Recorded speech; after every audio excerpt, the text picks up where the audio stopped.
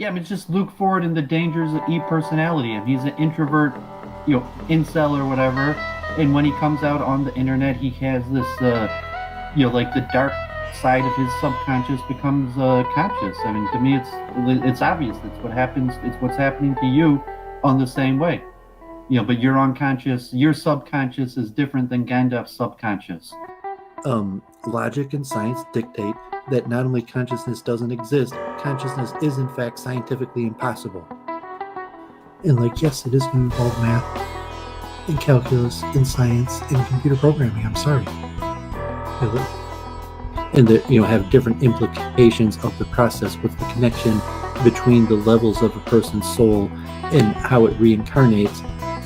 But I'm not going to spur on the issue because I'm not a woman. It's not my issue. About how one day you're going to fulfill the Canadian dream or the American dream. So you watch Seinfeld and say, oh, I could do it. I'm going to go out tomorrow and go to work and have a great day, and I'm going to be successful. And one day I'm going to have my own apartment. I'm going to have my own parties with my own friends over, and I'm going to have my own possessions. I'm going to see things that I want and just buy them. Yeah, but that's just so to say, a worthless opinion of yours.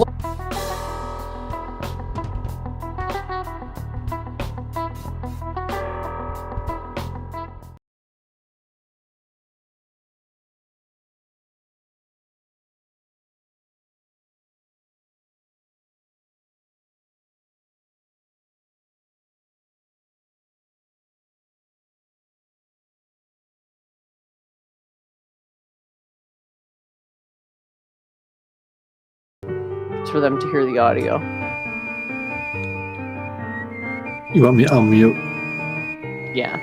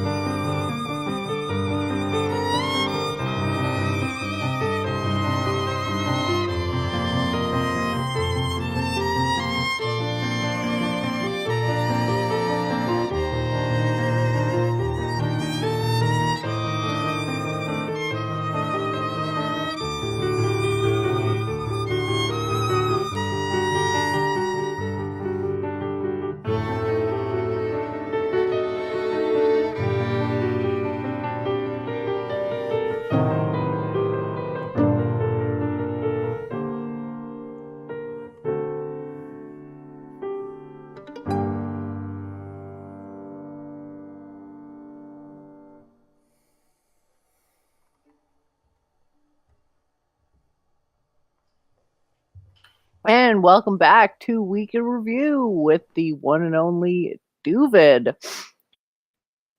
Nice to see everyone tonight. Nice to see you in the chat. Vincent, welcome one and all to our weekly show. Looking forward to what we'll be chatting about tonight. Over to you, Doovid, for the introductions. Yes, I appreciate that. My friend in Jerusalem, Jonathan, exceptional chess player and team captain. Of Israeli chess team. So I'll show real quick a screen share I helped organize. It was organized out of Nigeria, chess tournament today, a nations battle, and I was the sole representative of Israel. So you have the screen share. Yep, I'll put you to full screen. So if you could see that you have the ZH Crazy House Nations League friendly team battle, and 70 players. I got 10th place, pretty tough competition. Okay, sorry, for some reason it's not being presented. It's still your face. So I have your face pinned to the screen, but it's saying it's not working. So maybe just try screen sharing it one more time.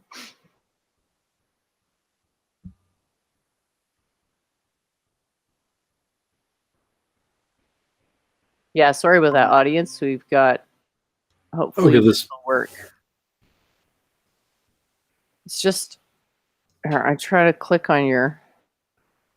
This might be working now. I might have clicked through in a way that didn't work last time. But you're just saying we had a chess tournament today, and this time we organized it by nation, so that different teams, players play together by nation, and you could have up to 10 players. So even some players that are much stronger than others, if you have more players on your team. So this week, Germany got first, Nigeria got second, the Red Machine being, I guess, Greater Russia third, USA fourth, Holland fifth, Finland sixth, Israel sixth, seventh, Turkey eighth, and Serbia ninth, Philippines 10th. And those were the active participating teams. So hopefully it's probably going to become a thing. Interesting, nation battle, the Goyim League friendly team battle. So that was pretty fun. And so you see the Israeli, I'm playing for Israel now, and I'm even coaching some kids in Israel. So that kid, Yehonatan's a child prodigy in Israel, and so he was the head of this Israeli chess players, and he recruited me. So now I'm helping out with the Israeli chess team. So was my screen share working for that? Yep, coming through just fine. The only thing is that it's for some reason switching now. Now it's on your Facebook. Just a minute, it was some. Well, that's fine because that I'm purposely doing. So if that's I'll do all the screen shares I was going to do real quick, and then maybe we'll do another one. But that's why I played that, so that Jonathan is an exceptional chess player and also child prodigy at music, playing the piano like that. So there's studies on that in terms of the science of expertise. So definitely want to. That's why I figured open up with that. So here we have Vincent Roccanello, and you could see he is now super chat enabled. So you can see he starts getting super chats, and Jennifer doesn't have to play, but in a video where he starts reading the super chats, he stay to the end, and so he probably made over $100, maybe in a few $100, and I assume that he'll be quite successful. So here is some kids from my local synagogue that joined the IDF. Like kids of local Jewish businessmen that decided to go to Israel and do a program to join the IDF.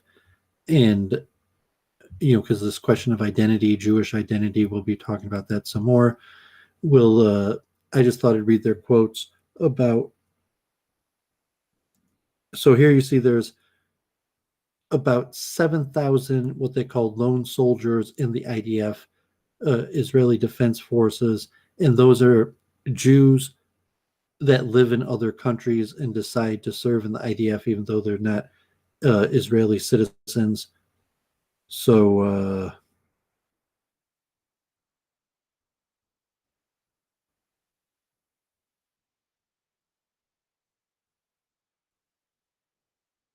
Hello?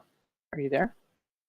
yeah, can you hear me? Yep, sorry, just there's a bit of a silence there. Okay, yeah, I was just looking for the part where it said, since childhood, he always wanted to live in Israel. He feels proud to give back by serving and has befriended many Israelis as well as Jews from Brazil, Argentina, and Kazakhstan. So I have a connection to Israel since I was very young. Many times I visited here when others served in the army to make sure I was safe. Now I can give back, and I'm honored to have taken on this responsibility. I've met people from all over the world. It truly feels like Am Yisrael is coming together. Plans to remain in Israel and go to university there. Another one does not describe himself as a diehard Zionist. 4 months into his 10-month tour of duty, plans to return to the United States to study at Yeshiva University in New York City. Became a lone soldier because he desired to do something to contribute to the Jewish people and the Jewish state. Studied at Yeshiva Kotel for 18 months, and while he studied, others were protecting him. Enjoyed that privilege and wanted to give back later on in life. I wanted to look back and have no regrets that I did not take this time in my life to take on this opportunity. So far, I'm a better person for it.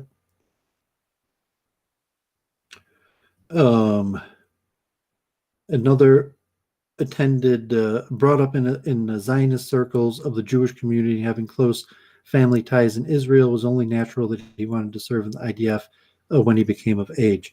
Each week in the synagogue, we said a prayer for the IDF, and the rabbi would announce anyone in the community he was serving. So just thought, interesting article. Also think, that prayer, I had said amen to that prayer many times, like a special mantra to keep safe the people serving in the Israeli army. So just interesting, in Detroit, the karma identity of Jewish kids that would grow up and decide to go to Israel and serve in the Israeli army. So here's an interesting New York Times article about herd immunity and estimate time ranges in America.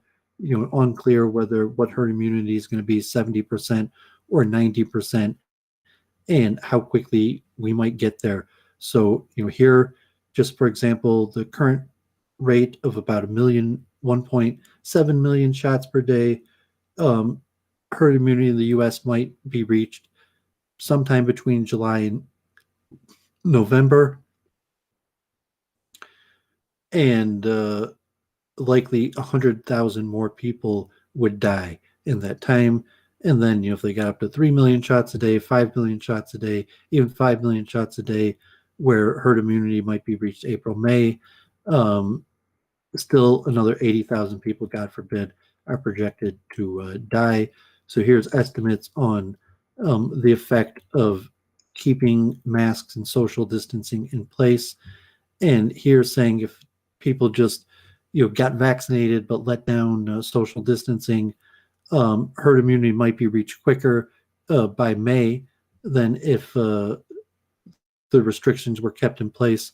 It might be to July. However, 320,000 more people will be likely to die, God forbid, instead of 100,000. And then I think the last graph about variants. Worst case scenario they're saying here is that if the worst variants catch on, they still expect herd immunity would come relatively quickly, but God forbid, over 500,000 people could die. So just wanted to present that. Also mention, interesting conversation with Charles Moskowitz about eugenics. And we're probably going to be talking about more eugenics. We talked last week about the origin of light-featured Jews, and that will, probably, continued in general theories of the origins of different peoples and characteristics in terms of the multiple truth hypothesis. And then I had Danishver Das, a Prabhupada disciple, originally from Detroit, author of a few books, official, former official of the Hare Krishna movement. So that was a nice conversation, and we talked about a few of his books, and Change the Karma, Spiritual Economics, Divine or Demoniac. He went over some basic conceptions and ideas of Vaishnava theology. We talked about a few issues like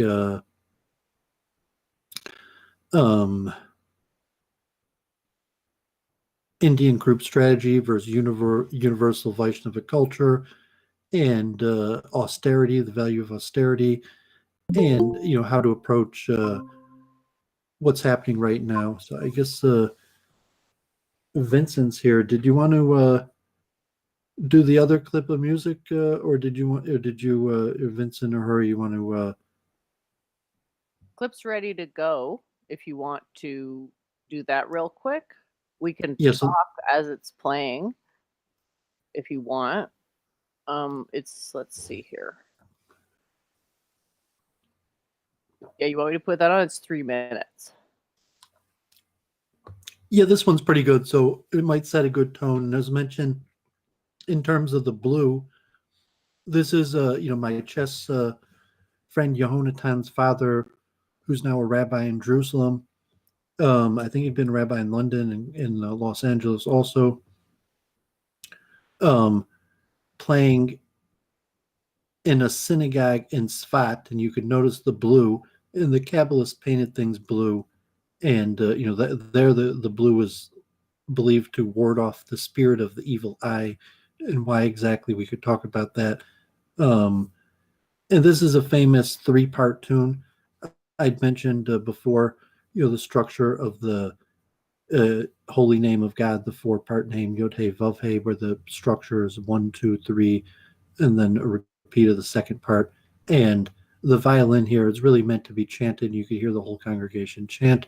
And this is an old Kabbalistic medley, very popular even in the the local synagogue here, where I just read about the kids joining the IDF. Sometimes we chant this tune, but I've heard this tune chanted at like almost all major synagogues. It's a very popular, old, well-known tune. So hopefully you might set a good tune for the conversation in the show. So then I'll hand it over to Jennifer if she wants to do her weekly review, or just go straight to Vince.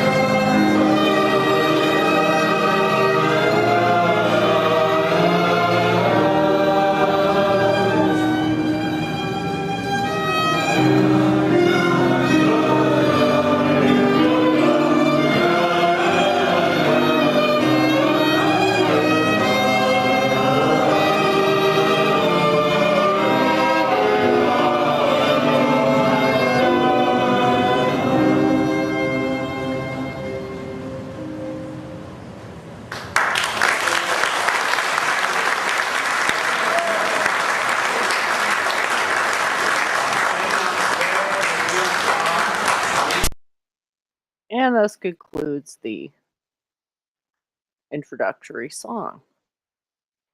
As far as my week in review, I've just been up to the usual, working on my theories, trying to get somewhere with my writing of a book, and that's slow, but it's coming along.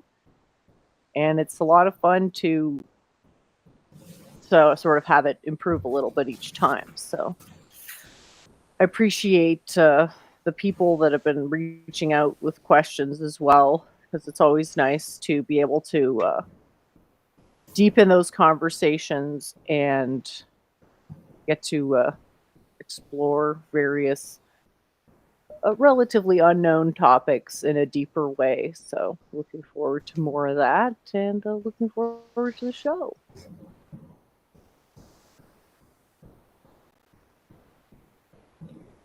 So Vincent, did you want to give your week in review? Are you there? Yeah, I'm here. You guys were encouraging me to do live stream, and I just never did it. But today I did it for the first time using StreamYard, and Jen came on the show, and it was pretty good. I guess I'm gonna try to do more streaming now because, to get people interested in different topics, and there's gonna be different topics. Other than the no-hide laws on there.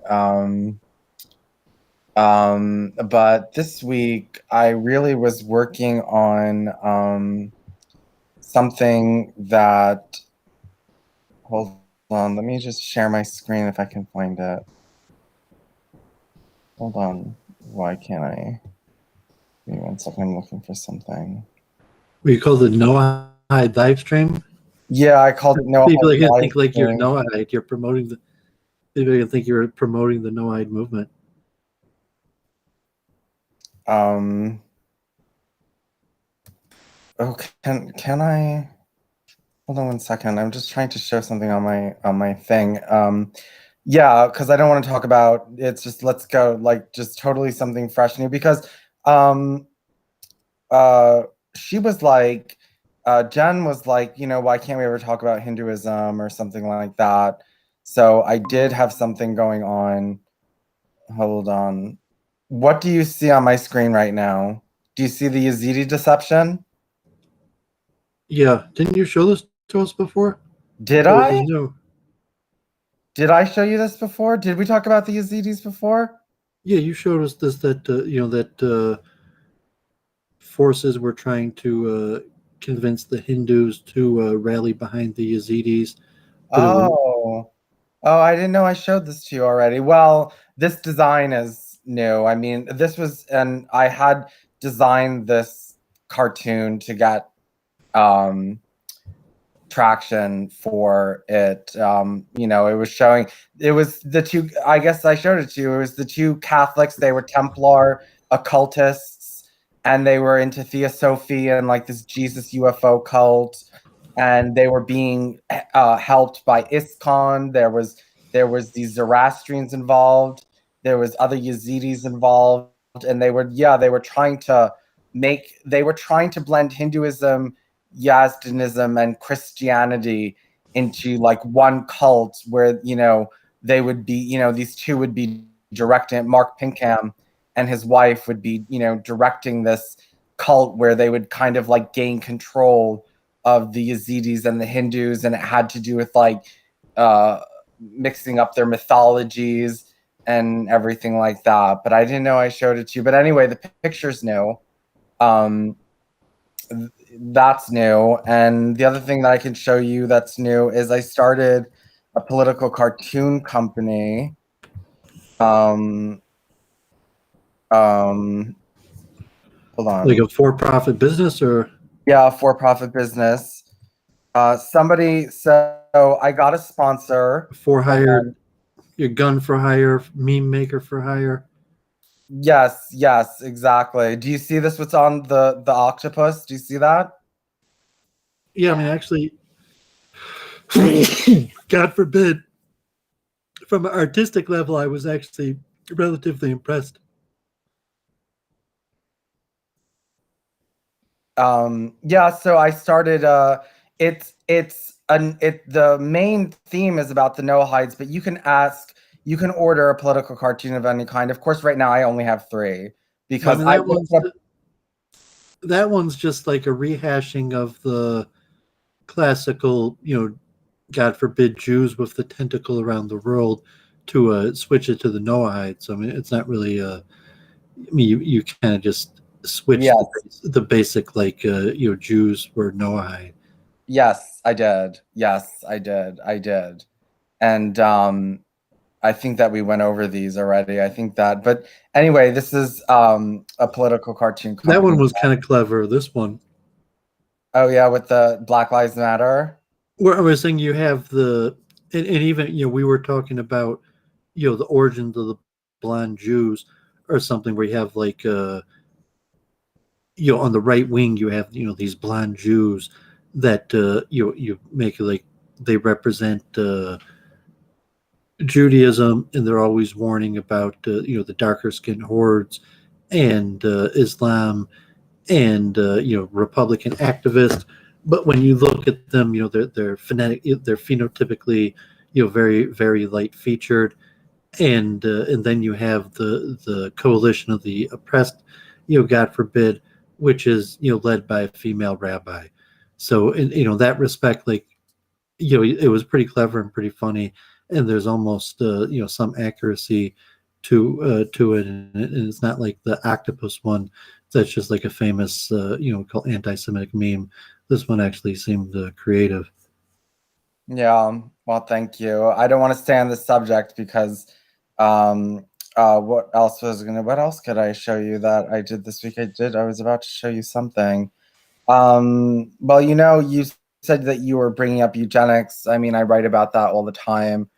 I'm a big proponent of that, and right now I got banned on Facebook because I said that I wanted to find a way to help people plan their suicides without getting arrested. That's exactly what I said, and I got banned for that. Well, that could be illegal, God forbid. Well, okay, but I didn't say I was going to do it. I said that I wanted to find a way, But I mean, okay, I'm trying to change the law, I right? live in the neighborhood of Jack Kevorkian. I mean, the famous, he think Armenian, but his lawyers were Jews. I know I've met his lawyers, but that was in my neighborhood there. But I mean, why would you be going into that business? If that's like your new activism. You're going to become an assisted suicide activist. God forbid. Yes, because I think that look, under more primitive conditions, people with diseases, people who were old, people who were mentally ill would die very quickly. And so there wasn't this prolonged suffering and desire to die and desire to leave this earth. None of that arrived until the modern era where we have medicine and hospitals and insane asylums. And so there's so many people that are kept alive that are very unhealthy and very unhappy. And I think that if they are in a position where they perpetually want to leave this earth, I think that it is, first of all, it's freedom. It's their life. It's their choice. They own it. If they want to go, then they should have the right to do it. It's about compassion because millions of people around the world we could end massive suffering all around the world, needless suffering that doesn't help anyone or accomplish anything. And then the last leg of it is that I think that if we promoted a culture where unless you were happy, you left, I think that only the healthy and happy members of society would remain to reproduce, and that it would have a very extensive cleansing effect upon the race. So if people aren't happy, they can go away to be euthanized. And how exactly is the determination of happiness made? Because I thought everybody was, by and large, not happy.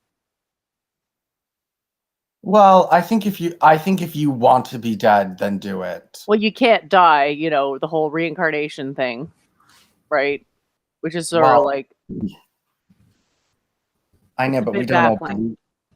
we don't all believe in that, It doesn't though. matter what people believe, and if you're a Hindu, you fucking believe that, Vincent, and it's true. On top of it, it doesn't really matter if people believe it. If it's true, does it? Like reality Um, trumps beliefs, like gravity. You can argue against it, but it's still real. well, okay, but I mean, I think that's a different. No, it's not. I'm coming at this from a very like. But if you look at a civil liberty perspective, I don't know if it's interesting to talk about it, but just the generic dissection to say, yes, in all likelihood, factually, how you die, state of mind at consciousness, state of consciousness at death, and even an act, a huge act like suicide, assisted suicide, is likely to affect the reincarnation. It's possibly it wouldn't, but from a civil liberties perspective, the person has a right to take their next incarnation into their own hands. So if the person decided that I need to end my life, the suffering is too much, and I know that it could negatively affect my next incarnation, that does not, give the government or someone else the right to step in. Is like, no, we're not going to allow you to have a medically assisted suicide because it might negatively affect your next reincarnation. It's like, what type of Pandora's box would it be if we restricted people's actions based on how it would affect their next incarnation? Although, to some Well, it would extent, help a lot. everything we It do. would help a great deal. I think it's a lot better than what we do now, which is basically people fighting over an estate. But I mean, if you open the door for euthanasia, you're opening the door for basically coercion into suicide. And if you think that that wouldn't happen, you just haven't studied the medical system closely enough. Fucking naive. Well, yeah, I know that's part of it, but You're basically okay with a doctor persuading somebody to kill themselves. Well, I mean, Jeffrey Feiger said, like I know him not well, but he represented Jack Kevorkian here in Michigan for years. I knew that case. I followed that case. It was in the papers every day for years. He was arrested, in prison, hunger strike, and there are legal mechanisms that you could put into place to put the burden on the person who takes responsibility. You could have forms. You could have require them to see doctors or whatever provisions within the state to meet a certain amount of qualification. And medical assisted suicide is still a relatively contested debate in every major nation around the world, because in every major nation there are people with chronic, extremely painful situations that, God forbid, would like to take their own life, and committing suicide is a difficult thing to do. To have a medically assisted suicide, and then the religious connotations. So, this is one of, like, probably even the top 25, maybe even top 10 in some cases. Like, if you're in debate issues, medically assisted suicide, it'd be interesting, Vince, for his larger worldview, that this would be another issue that you would take on. Like, I would even think on modern day debates or something like that. That would be kind of like, that could be a debate that you would see, like, oh, medical assisted suicide. I think in debate class, I think we even covered like the pros and cons and the basic arguments for and against medical assisted suicide. Like, it's a pretty big issue that probably all nations at all times had cases that that were borderline, where the ahimsa principle was at call. How do you fulfill the ahimsa principle? By forcing the person to live and suffer, or is there such a thing as a mercy killing, a mercy suicide? And what is it? Is there any gray area? Is there no gray area? Or if there's gray area, how do you make these calculations of ahimsa, what in reality is the greatest limitation of harm? Right. I mean, it brings up a lot of things. It should be straightforward and simple in that. I mean, we mostly live in a secular world, and so if we're bringing this before governments, I mean, the government is really not. I mean, the government might listen to some theologians and things like that, but I mean, the government can't come out and say, well, you can't do this because of reincarnation or because of God. They're gonna have I to come. meant one more point that's very relevant is there's like a medical pain index, and I remember I was actually at an engineering conference. I had to look on Facebook. How I even took pictures of the diagrams, but they had like a conference also on pain for nursing, and I think it's like 20% of Americans are in a state of chronic pain, and there's levels that you can give like a 0 to 10 ranking, and maybe at like a 3 or something, a person's already taking a Tylenol. So and even more than that, like Doooovid does medical marijuana, but there's a huge portion of Americans that are in a chronic state where they're constantly in pain. We go through life, and that could be bad teeth, that could be just certain medical things the person never took care of, and cause them a constant amount of pain.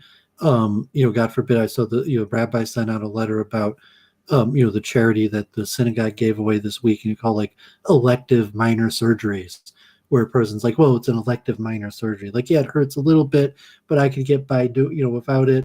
And the surgery is going to cost thousands, tens of thousands of dollars. So I think I'm going to put it off a year or two because it's kind of expensive. And like, God forbid, that's like 10% of Americans who are like putting off, so to say, elective surgeries because of the expense. So on that level, in the science of medicine, there is an attempt to quantify pain and the relationship of pain to the distress and the limitations it puts upon a person, to like a legal aspect of like ahimsa and the reduction of pain. But just say that there is a pain index in America, and America does have one of the largest, highest pain index, that the average American, basically could be taking Tylenols every day. Well, yes. I mean, maybe we don't want to. Well, I mean, Jen was saying about being coerced. I do think that if you were to do this, you would have to differentiate between people that are coming for suicide because their boyfriend broke How? up with them. I would think that you would do it very bureaucratically. Okay, Meaning, so you got any precedent of something like that not becoming a complete clown show?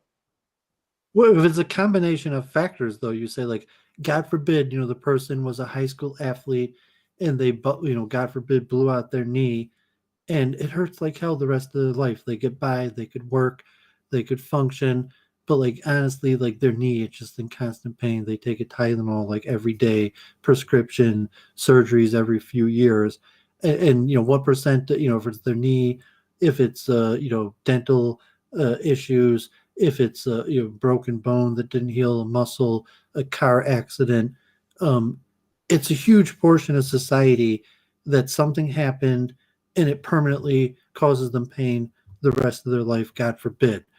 And versus emotional, social, rejection, honor type issues, and you could create some sort of scoring, some sort of truth discovery scoring to value for an ahimsa level for embarrassment, shame, economic versus medical, physical pain, to the level where the person's like, yes, God forbid, this person is in so much pain that it would probably reduce the pain for their life to be ended right now. God forbid. Or you could have some sort of religious value system where the scales never weigh that down. So it doesn't matter how much pain the person's in. There's something like infinitely valuable about life. And if Vincent's talking about even like emotional things, I mean, you would assume that you could create that, like that you say that a person, that would say like I'm emotionally scarred, I'm not going to be able to be healed, I want to die, God forbid, can you help me? And you like a doctor, you go through a board, and the board would certify is like, yes, this person, we've certified him, and legally you could help him die, and to the state it's considered a good thing, God forbid. And like, I think even Alan Dershowitz talks about this sometimes. These are like well known philosophical ideas. Yeah, I've thought about that like an index.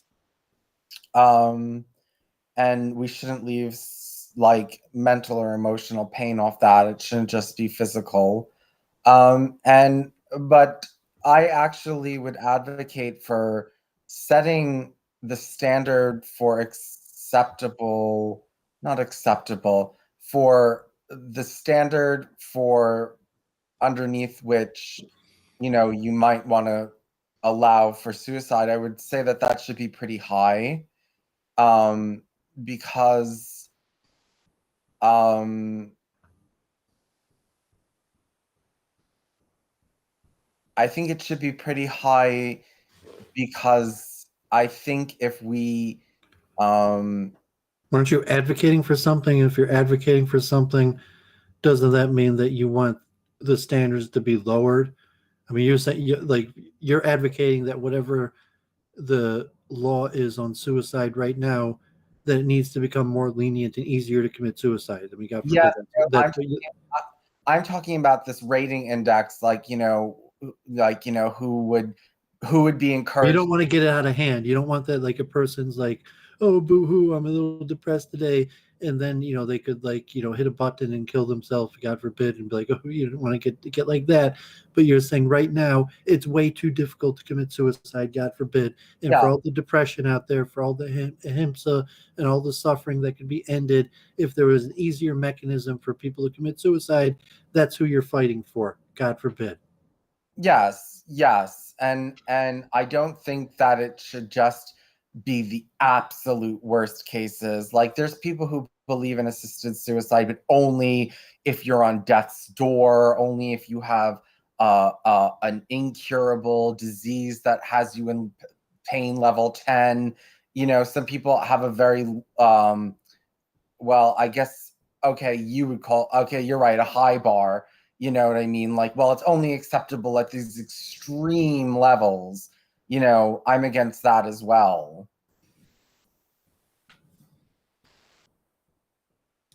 It's just completely mind-boggling that now you want to take on this other crusade. It just seems like. Well, I've been doing it for a while. I mean, I have been doing this crusade. It makes sense, I guess. And also kind of like possibly an anti-Noahide type thing that it possibly from a Noahide perspective, like Right. suicide's probably not. I've thought about that, and I am spiritual about it, and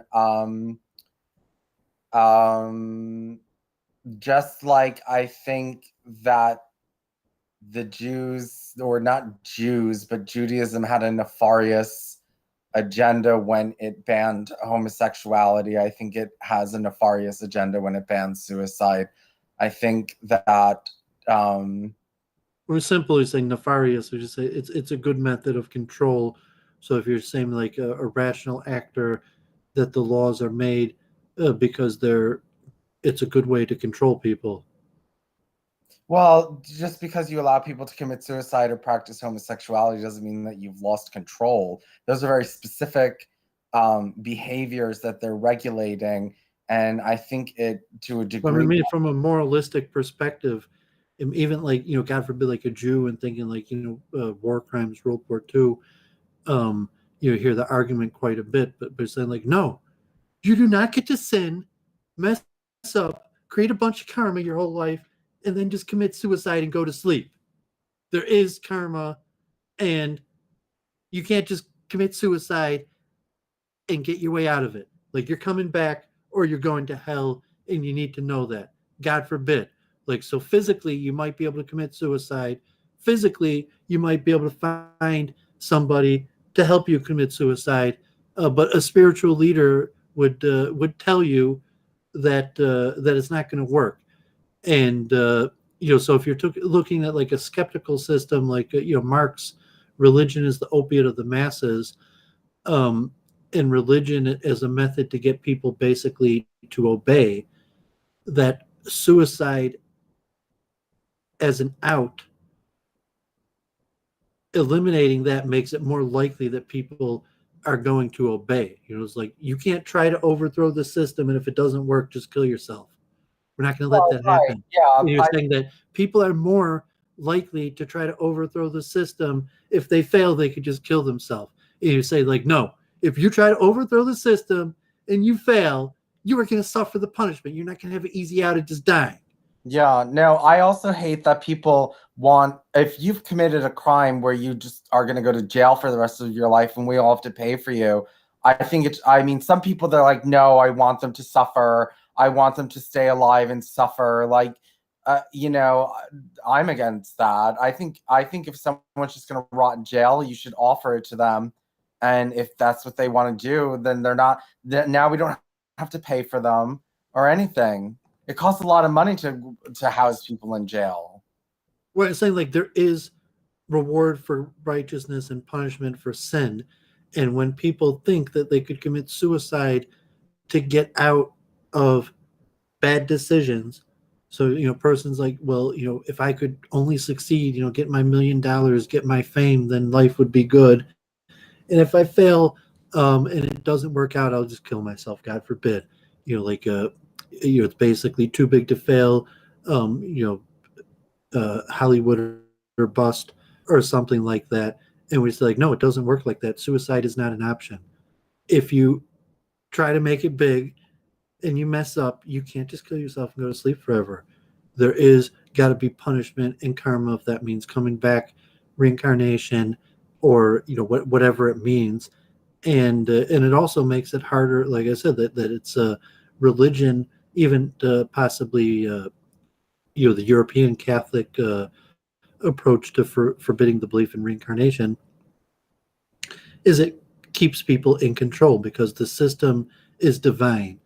And it's saying, like, yes, this system is in place. You will obey. And if you try to rebel, you'll be put down and you'll be brought right back into the same system in your next life. Yeah. The real way that it works is pretty darn daunting and scary and dreadful. That's why these things that make it more dreadful. It's like, why would we make something already so macabre more dreadful?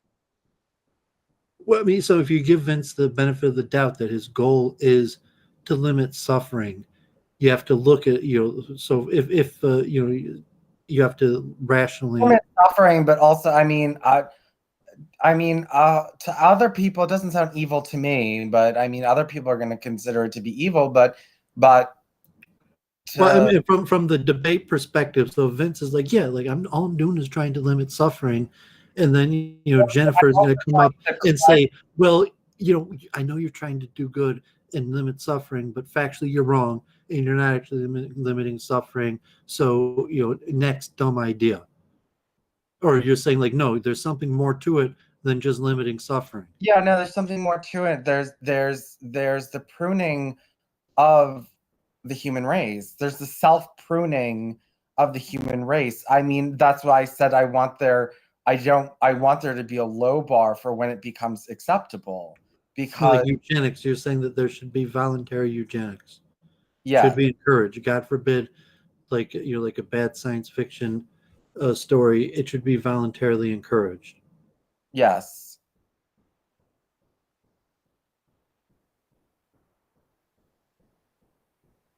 Jennifer? I don't know what to say. I'm just shocked. I mean, Vincent is so all over the map as always. Something I mean, that's pretty horrifying. First, it was the homosexual encampments of eugenics, which you said was trolling. No, and later wait. said was trolling. That was the fuck that fake narrative has spread a million miles. I said that it would be cheaper if gay men, instead of individually doing surrogacy, did it collectively so that the overhead would be lower, so we would get an apartment building and the women would have their own apartments and the food and everything, like it would be just cheaper to do it collectively than every one person doing individually from a different place. It would just be easier if we did it systematically. That's what I said.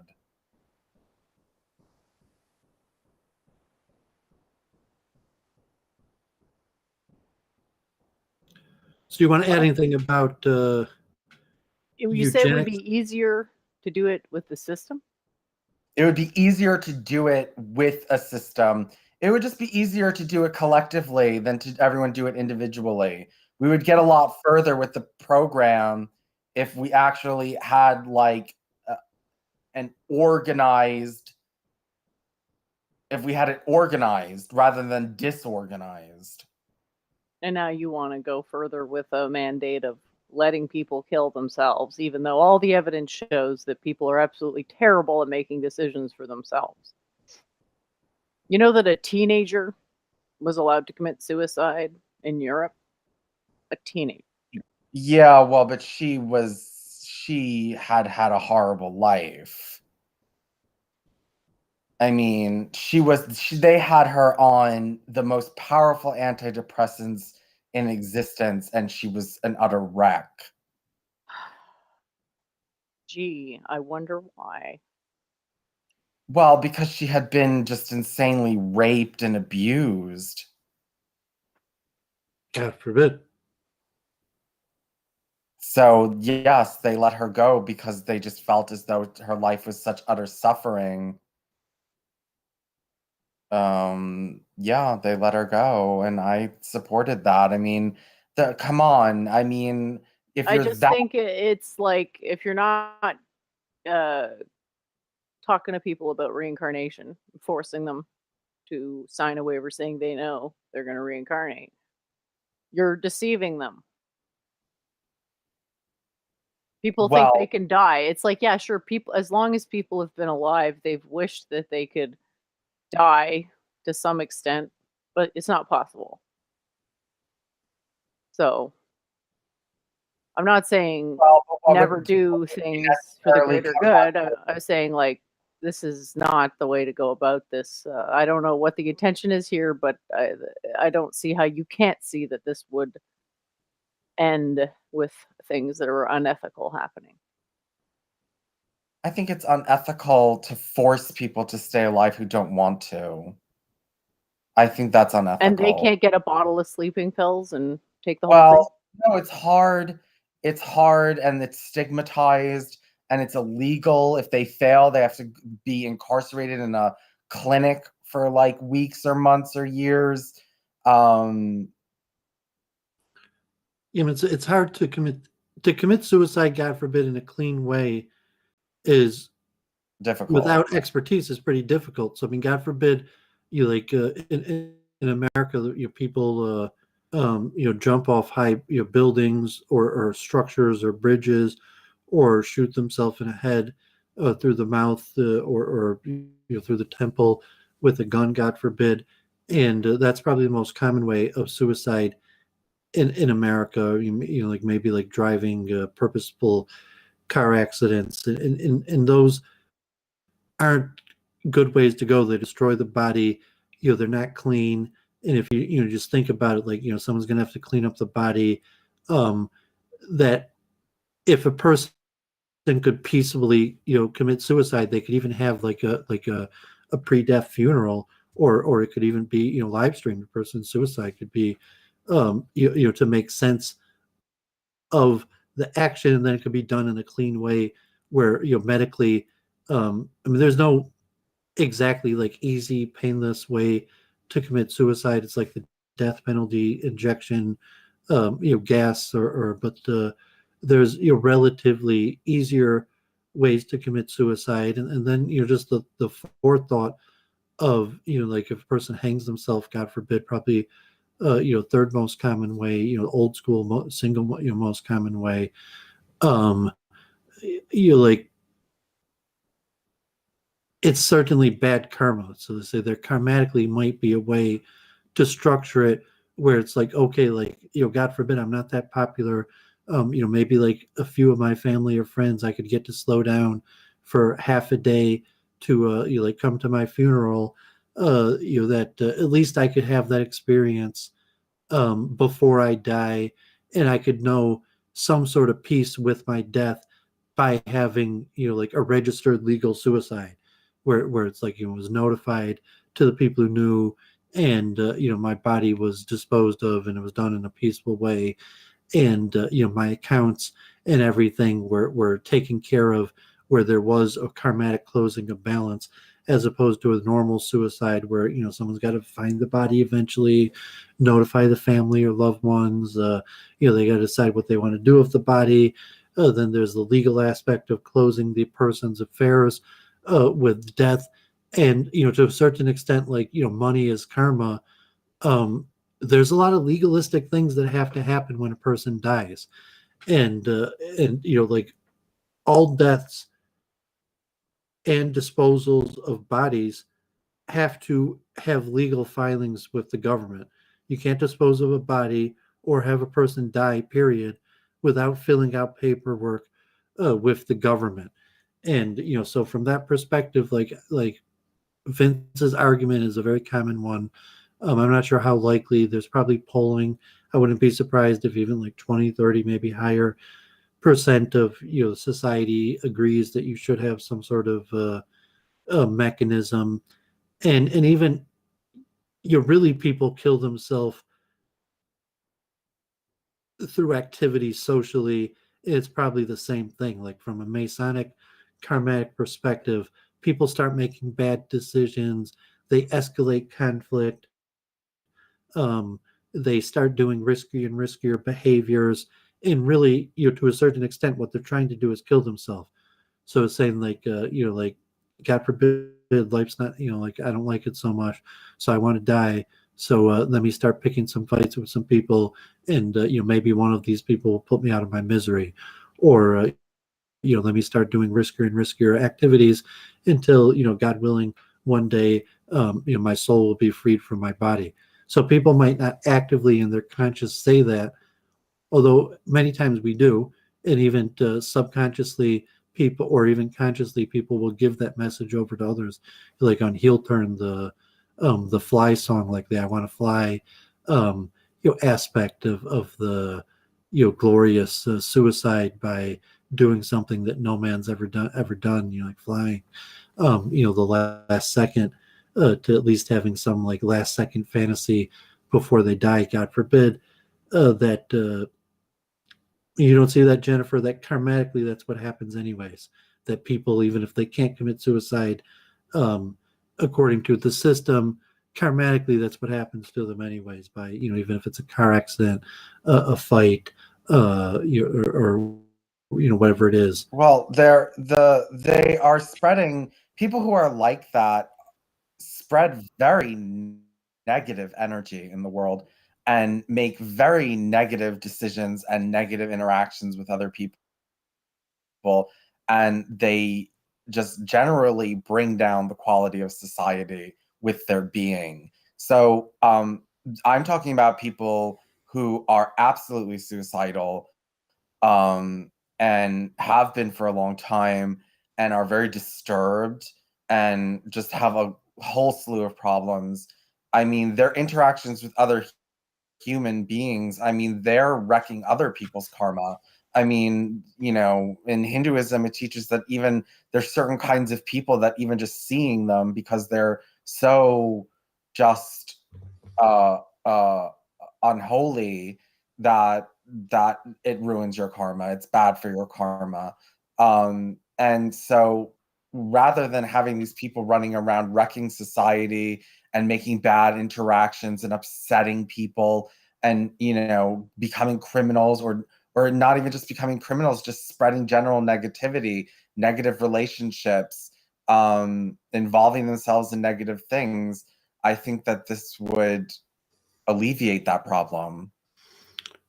We think two interesting points is like, karmatically, you could take those people and turn them into like assassins or suicide bombers. that to some extent that's what is done with some of those people, where it's like, oh, your life isn't really worth living. You're right. You probably should kill yourself. God forbid. God forbid. But there's a greater cause, and your desire to kill yourself could be used in a greater battle by using the person as some sort of suicide lone wolf attacker, even in the modern day, like the right wing extremist, someone who's willing to sacrifice their own life in the larger cause. Because say, okay, they want to commit suicide anyways, so maybe there's a certain larger cause that only someone who's willing to commit suicide could carry out such an operation like that. And then I mentioned also, because say that like Hare Krishna devotees are spiritual suicide bombers, and you're saying like, no, what those people should do is not commit suicide. Those people should shave up and chant Hare Krishna on the street corners until they transcend their karma. And saying like, even Vince, if he shaved up and just sat on the street corner chanting Hare Krishna, would be able to transform his karma. And it's like they say, chant and be happy. Like, you don't have to commit suicide, Vince. You don't have to fight for the people that commit suicide. They could just chant Hare Krishna. Yeah, no, I mean, I hate that shit. I mean, there are people in this world that are so far gone that are in absolute agony. And no, so I'm sorry, chanting Hare Krishna is not going to help them. Like, Well, of course it's going to help them. It's blasphemy. I don't believe it's going to help them enough to make them want to stay on this planet.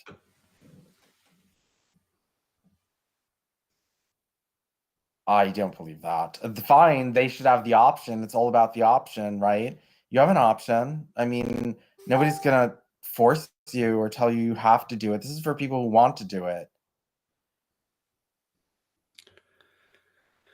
Yeah, I mean, God forbid, even if you're right, like I always said, like prison chaplaincy, visiting people in the hospital, visiting people in prison, are commandments according to the Mosaic system. Like reality, if someone's sick in the hospital, needs someone to visit, and you're called upon, and you really can't say no. And the same for someone in prison. It's a commandment. Someone's in prison, needs your help. You got to help them. And there's usually rabbis who specialize in that, and even like funerals. There's rabbis who specialize in funerals, and but say like, no, I didn't want to specialize in like prison, the hospital, or funerals. I occasionally end up, thank God I do I'll visit a prison or the hospital, or go to a funeral occasionally, but that's not what I wanted to specialize in. So Vince is coming here and he's saying like, I want to specialize in funerals. Maybe that's your karma. Saying like Vince, that's at this point, that's Vince's karma. Well, I think that right now, look, when abortion first came out, it was the eugenicists who brought abortion forward, just like it was the eugenicists who brought birth control forward.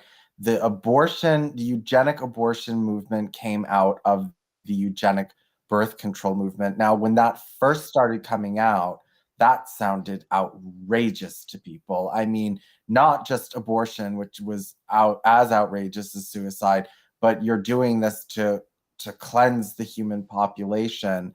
This is something that I struggled with for a long time. And I have finally come to the conclusion that it is more humane and intelligent to do it that way, though it's supposed to be more directed. Abortion is supposed to be directed at the starving, the poverty-stricken, the diseased.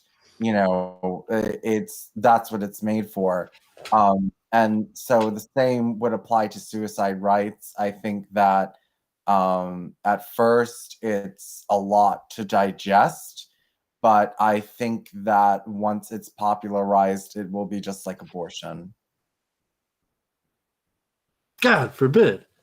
I mean, you might be right, but listen, like, God forbid, like, that's the direction of society where, like, Vince is telling us Yeah, I how know, it's popular just fucking suicide is going to sick. become.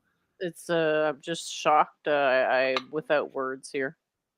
Well, I'm not shocked, but it was saying, like, like, even, Das, saying, like, karma, there's a bill to karma. And at this point, um, the American dream, the possibility that, people think that there's so much good waiting for them. They're like, there's really not that much good waiting for me. Like, oh, like, like, what I'm looking forward to. Life has been cheapened, opportunity has been cheapened. People see that they might not even be able to have as much as their parents. Plus, like, television and media, to be aware of the things we're never going to be able to have, never be able to do. That, God forbid, Vince could be, you're right, there could be this huge wave of suicide, even that the government's going to step in and encourage it, God forbid. Saying, like, there's been science fiction, fantasy dystopias about this, many times.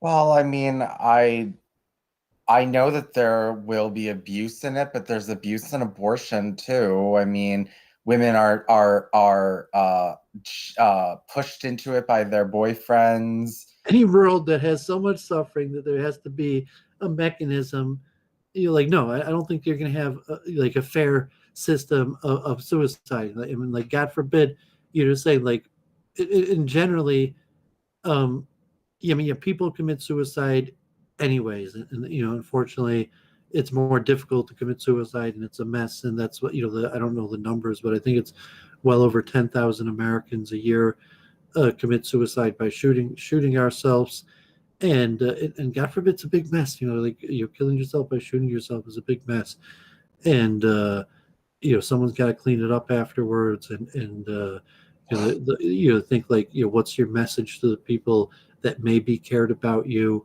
and even the person you're saying, you're trying to spread more suffering, and can you let yourself go in a way that limits the suffering of, saying, like, okay, it's a cruel world out there, and generally no one really likes me, but maybe there are a few people who tried to be nice to me, and like, you do have family, saying, what about the suffering you're going to cause at least, like, the handful of people who made an attempt to try to be nice.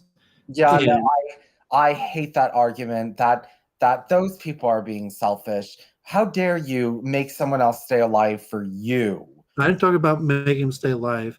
I meant an argument in favor of that, saying, when the person shoots themselves, God forbid, like, it's usually those people have to clean up the mess and suffer the trauma of the person committing suicide, which is usually a messy affair.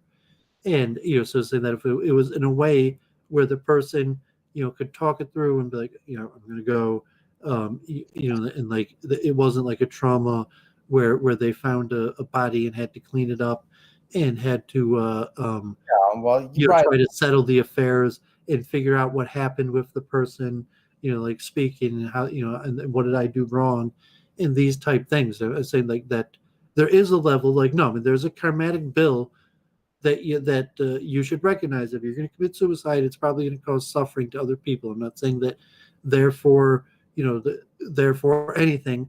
I'm saying it's a factual karmatic calculation, that committing suicide, like, most to every person has a few people that tried to be nice to them, and when they heard they commit suicide, are probably going to be a little upset, and will bring bad karma to them. And just saying, maybe there's a process to work that out and help the person have, so to say, a clean death, a clean suicide. But saying the type of society where suicide is in such demand that they're looking for the government to regulate suicide, like, I doubt it. I don't think, like, in theory, the government could regulate suicide, but, like, I can't imagine a just society that you're going to have a government that is regulating suicide in an efficient manner. Like, God forbid.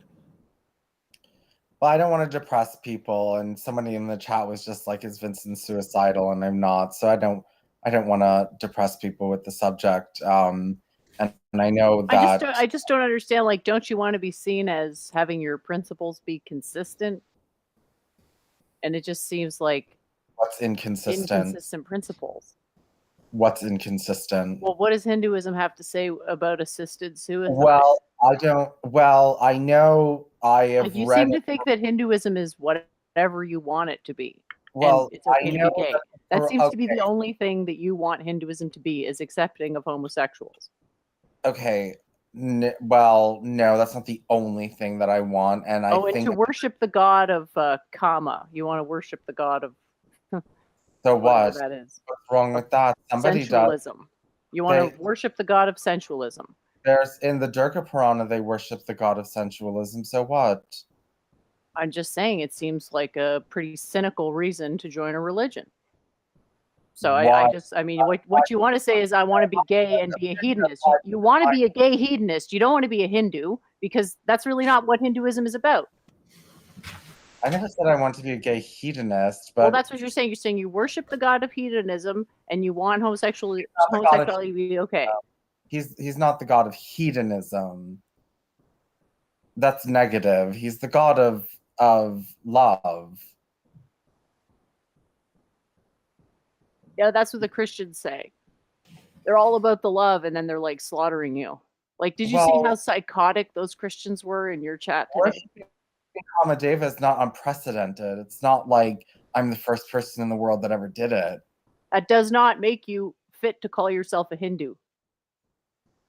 What? But you're judging me because of the god I worship. I'm judging you because you're saying you're for Hinduism, but really it seems like you're for hedonism.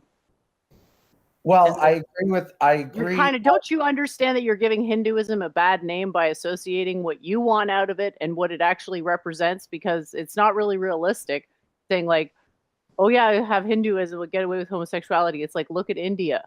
They were way less progressive about homosexuality than the West.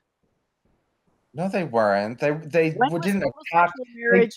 It was illegal until recently. Homosexuality. Well, that's because of the British Raj. That was because of the British made it illegal. The British entered a lot of homophobia into India, but before that, it wasn't an issue. I mean, it transvestism and homosexuality. The Kama Purana, the Kama Sutra, I mean, talked about homosexuals that had parlors, massage parlors. So, I mean, this was a society where gay massage parlors were up and operational and weren't being. That doesn't make it a central tenet of the religion. I didn't say it was a central tenet of the religion, but the religion didn't persecute and it. What I'm saying is that you don't really seem to give a shit about the central tenets of Hinduism. So why are you calling yourself? Tenets of Hinduism are not anti-homosexual. I They're just not don't see. Sorry, I don't see where you get that. They're not anti-homosexual. They may not be pro-homosexual, but they're not anti-homosexual. Okay, but that still doesn't make you Hindu. That's what I'm saying. Like, is it like? Well, I mean, I'm Hindu because I believe in the general Samhita Veda definition that we can only speculate what God is. We don't really know what it is. But you know, everything is emanating out of it. And you know, there's natural law, and there is the way you behave within natural law, and that gives you karma. It's a very simple system. I don't believe in everything that I read in what's it called, Vedanta, or you know, there's tons of things in the Upanishads that are just repulsive to me. But Hinduism is the only religion that allows me to be religious and to say I don't know.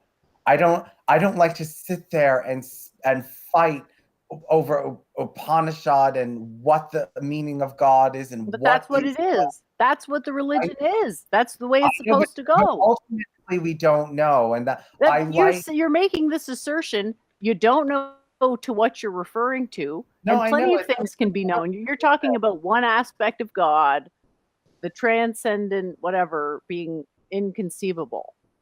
That doesn't preclude knowledge of God writ large. No, but ultimately it's inconceivable. Well, you're just saying that, and it sounds like such a cop-out, like it's inconceivable. It's no, like, it's not you don't know cop-out. what you're talking about, inconceivable. Like, well, It's what the hell are being you saying? humble and being honest. It's being humble and being honest. I don't feel It is comfortable. extremely arrogant to say this is unknowable, because how the hell would you know that? It's Well, the extremely Vedas say arrogant it's to say that. unknowable. That's what the Vedas say. Okay, so you're quoting the Vedas without initiation and Well, without because anybody I telling you believe how to that. interpret it. Again, extreme arrogance. Wait, I'm not. That's a very common interpretation of that scripture. Again, it's just apologetics upon apologetics. You have no right to interpret Vedas. It goes against the religion to interpret Vedas without initiation. So you're coming in and it's like, this is not what Hinduism is really about. You're really misrepresenting what the system has been about historically and is about.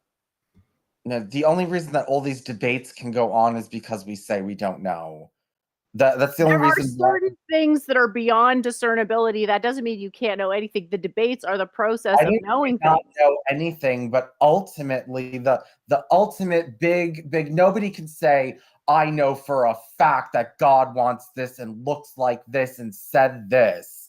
Okay. Like, okay, nobody can say. The Muslims and Christians and Jews say that, and it's arrogant and it's just stupid because no, you can't prove you know that. All of this stuff, I'll sit and listen to these debates, but I'm not going to sit around and pretend I can prove like my metaphysical assumptions. So you're basically saying Vedanta is worthless. I didn't say it was worthless. So I what's the said value of it then? it's speculation. So the value of Vedanta is speculation, and you don't think it's worthless. Speculation's not worthless. It's ideas about the way the universe might be, and people have different opinions. You do And realize that there's actual science backing this up, right? Like Ayurveda is literally science, and if you learn it, you can literally diagnose people with it, and it'll be right. Sorry, putting cow urine or cow manure to your head is not going to cure a headache. I'm Oh sorry. my God, this is just like, this is so American that my brain is melting. Like, I just got into a fight. I was getting into fights with Hindus online. yeah, exactly. And how do you think they feel? You coming in knowing nothing about their religion, coming to tell them how it is? Telling me about putting urine and shit on their head. Well, what is it? Why did this conversation come to that? Because that's Ayurveda. They were telling me that if they put Ayurveda is putting piss and shit on your head. Okay, That's- now you've that's just transcended the- into full blown psychosis here.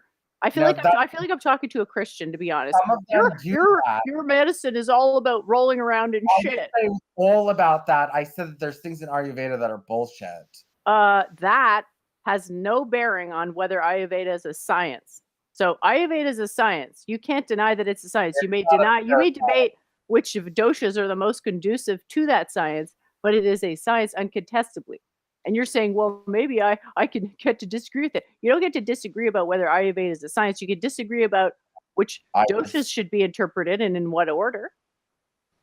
Ayurveda's not. It's not a science as See, like, listen to yourself, Vincent. You've become the thing you're claiming to oppose. So what's going on? You want to continue this a little bit? Should I take a break? I even have a Greek salad, or you want to move on? It's okay. I'll go for the evening, and you guys can continue your conversation. But yeah, no, that's why. I'm the only reason I'm a Hindu is because in the end, I'm allowed within the religion to say, in the end, I really don't know. And if anyone does not let me to say I don't know, Hinduism is the only religion that lets me say I don't know. They don't let you say I don't know if Ayurveda is a science. I'm sorry.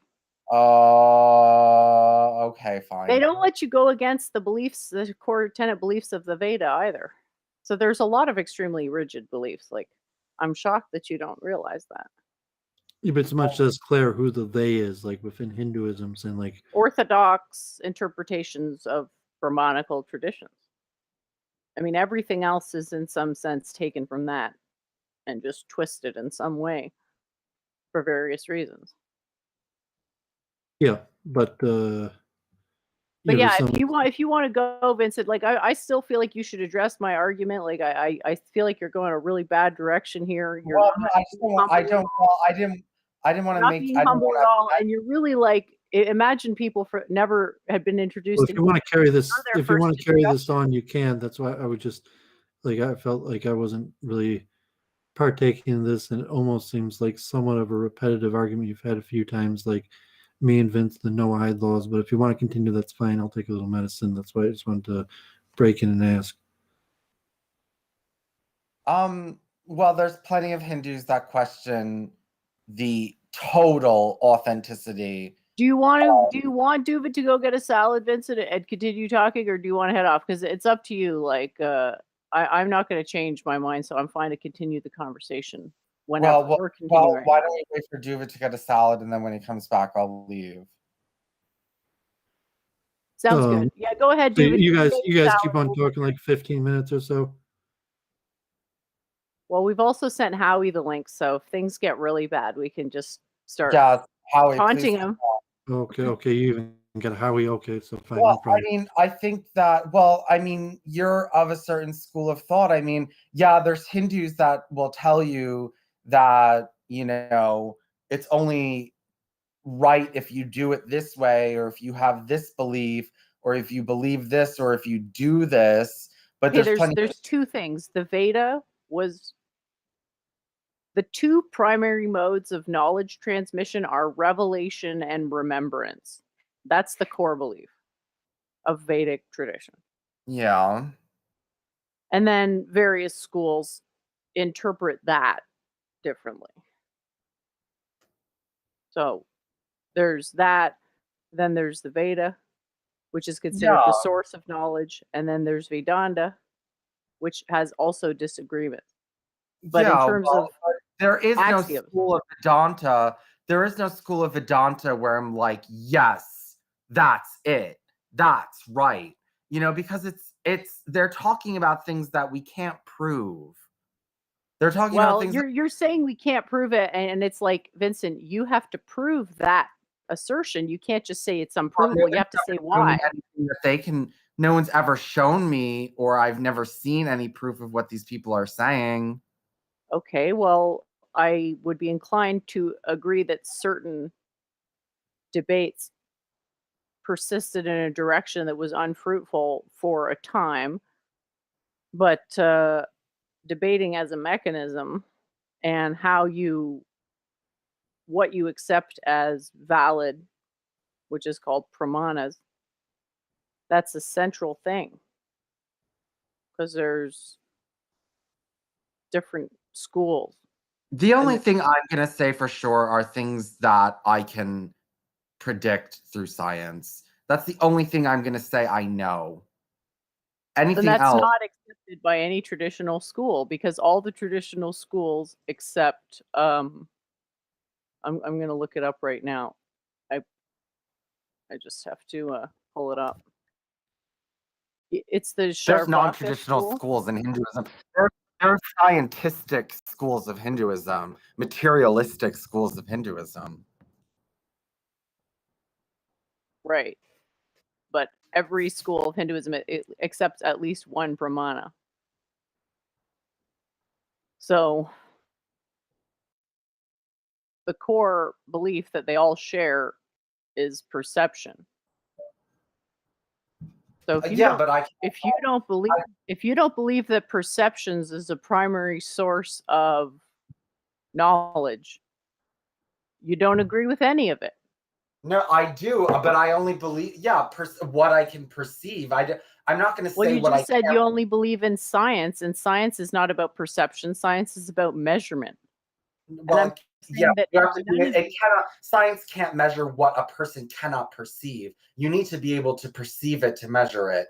So I'm saying if it's beyond perception, I'm not going to get into saying these are the facts and this is what it is. I'm going to say, well, these are some ideas about what's going on, but in the end, I really don't know. It's all about, if I'm not allowed to say I don't know, then it's not going to work. Well, are other people allowed to say that they know? That's not very Vedic.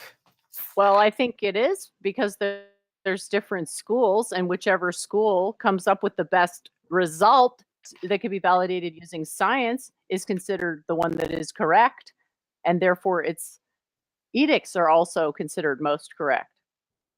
That's how it's So supposed then to why work. hasn't the whole? Well, we've gotten into this before. So then, if science has proven one of these schools of Vedanta, why aren't so many scientists saying this? Well, that's what I'm saying. People would have to look at it with that perspective. They would have to decide, well, let's have a look at this and judge which of the schools is the one that gives the correct interpretation of science. But the problem is that that would take an interpreter.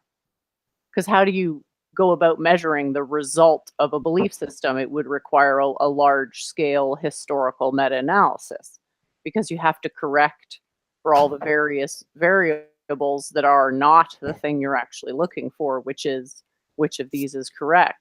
So you have to start with defining your criteria for correctness. So what am I after? What's my end goal? And how can I know? Because you have to be able to define it explicitly so that then you can go look for evidence. Yeah, but ultimately, the only way you're going to be able to prove that science proves your theory is by making predictions. And I have done that with multiple things. I solved the red shifting problem, which nobody has ever done. And it's actually a pretty simple proof. So yet, I did it. It's predictive and it's unacknowledged because people are just unfamiliar with this manner of arguing because they don't think about things in terms of axioms and arguments and proving things and truth values, but to deny that there's value in this process. Like, what if this one school was always wrong? Would you want to keep debating with them if they were always wrong? Like the atheists are always wrong? Like atheists historically have never won any debate. Well, that's what the general interpretation of the hymn of creation is, that it leaves it open that it could be atheism. It doesn't say it is, but it could be. That's the whole point of the hymn of creation, that it could be. It says that even if there is a God that created everything, even he might not know how it was created. That doesn't speak to anything about religion per se. God and religion are different things. I know, but it's still, the Vedas leave atheism open. That's not what I said. I said, have atheists ever won any debate historically? Answer no. Do you want to keep debating people who never win any argument? What debate did they lose? That there is no God? Well, they're taking a position that religion is itself false or God is false and that religion has no value, which is an indefensible position. So they always lose debates, no matter how good their quote logic is. I think their argument is that there is no God. And I don't think the people who for God have proven their side either. Well, the thing is, it's a question of burden of proof. You say, well, which result is better on a large scale? The atheists can't provide a superior thesis than the theists can, so the atheists lose. I don't agree with that. I don't think just because one seems a little bit better than the other, there's historical record, Vincent, of these debates happening and then having a result. That's the point, is that these debates, when they've happened historically, had a consequence. Well, I don't think any of them ever ended in making perceivable, measurable predictions. Except for my theory about the red shifting problem, which actually does predict it. That proves that God exists. That proves that my interpretation is superior and that I should be the one who is the Gen Smrti, unless people want to go with Vincent Smrti. Well, Vincent Smrti is that we can listen to all of this and try to get all the truth out of it and do the best we can, but ultimately we don't know. So basically, relativism. I want to be able to leave the door open because I don't really want to have to commit to anything, because I don't want to have to be accountable for anything that I say. No, I can't commit to anything because I'm not convinced. Well, that's great. But that doesn't mean that you now get to consider yourself the expert and make the judgment for other people. And if other people want to make claims to having proven things to their own satisfaction, you have no right to intercede on that unless you actually understand the proof and can push back on it. Because you're saying, I want to be able to push back on something with nothing. And that's the flaw of atheism, right? That's the flaw of anarchism. You can't push back on something. I don't see how your redshift predictions prove God. I don't see that. It doesn't prove God. It proves that my interpretation is superior. Okay, so then how did the atheists lose if nobody because they don't have a unified field model. They have nothing. They have your style of argument, which is like, well, I really just want to not have to commit to anything. Yeah, but you just said it doesn't prove God, so how does it prove the atheists wrong? Because the standard for what is right is who can make the better result, i.e. a scientific model, which the atheists don't have. The atheists have nothing. You're saying because you have found these models, because you have the truth there, then automatically because you say God exists, he exists. What it's meant to infer, if you're smart, is that I should be just assumed to be correct. About everything. And dissenting opinions should be considered incorrect. Basically, the burden of proof is on the dissenter to what I say. Wait, I mean, you maybe you're right about redshift. Right, but it's not up to you to say, well, no, it doesn't transfer, because guess what? Inference is one of the pramanas. So if you had actually learned the pramanas, you'd realize you're arguing against pramanas here. So inference is one of the pramanas. Yes, there were schools of Hinduism that did not follow inference. There were. So what? Did they ever come up with anything that was any good? Science. Really? When they came up with science, well, show me the proof. Show it to me. And then I'm going to say, is their science better than mine? And then no one's going to be able to say yes, because guess what? My theory predicts everything. It's a unified model. So you don't just have to show me science. It's got to be better than my science. You aren't going to find that. Wait, does God figure into your system? As I assume you'd be familiar with my views on God from my past life, or are you just so anti-Arya Samaj that you don't even know what my views are? No, I'm not anti-Arya Samaj. I know what points I disagree with Arya, with whatever his name was, but Jen Sharf. Okay, impersonal God. Okay, remember how much flack I took for saying that Krishna wasn't an avatar? Kind of, yeah. Because in the eternal tradition, avatar, in the sense of alluded that God is taking birth, is precluded because God is impersonal. An impersonal being can't have personalism, is basically the argument. Okay, well, but isn't an impersonal God unknowable? There are quotes about certain things being unknowable, but the quantum periodic table is perfect, complete, symmetric, eternal, transcendent, the one and all, the all in one. There are things that can be known about eternality and divinity. Humans' individually subjectivity can't transcend the totality of the great one God, because of the same reason that God cannot take birth, because the very nature of our consciousness is subjectivized, individuated. So it's really definitional. It's so hilarious what's being argued about in the chat right now. Howie, I'm a teacher if people listen to what I say and get and agree with it, basically. That's what a teacher is. Okay? It doesn't mean I went to school to go to learn to do whatever and go teach in a school, right? A teacher is a person who teaches stuff. I mean, these questions are super important, because it really is like, it's hard, it's impossible to really relate to people unless you can relate to their metaphysical aesthetic. And that's why I really enjoy the Doooovid conversations, because he wants to do meta-analysis, and metaphysical aesthetic and meta-analysis kind of go together. It's like a missing step of the conceptualization process, because people are really stuck in this mode of thinking, which is all about disagreeing and nitpicking, sort of. Well, yeah, that's kind of where we differ, in that if you notice all of my activism and work, even if it's Hindu or whatever is not based in metaphysics other than promoting monism and the idea that we don't know. The only metaphysics that I really talk about is the metaphysics that I don't know. But everything else is a lot more political. I think that there are plenty of Hindus that call themselves Hindus that do follow.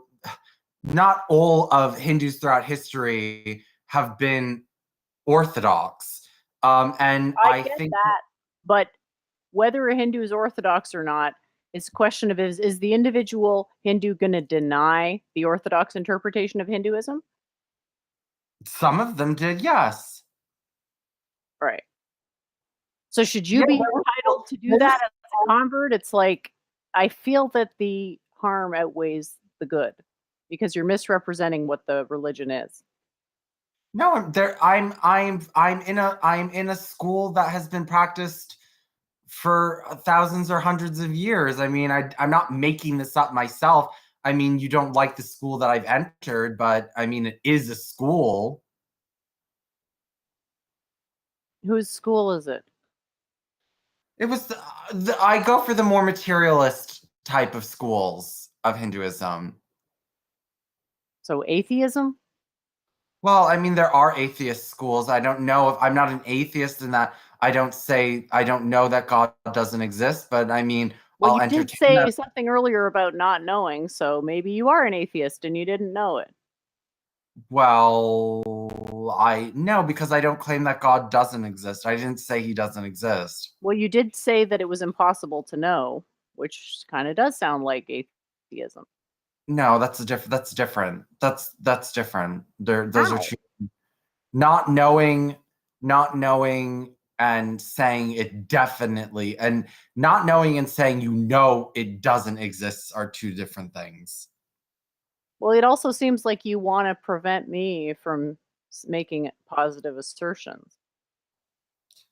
No, it's not that, but I'm I'm not going to be convinced. I'm not going to necessarily believe you. Do you have a right to disagree with me?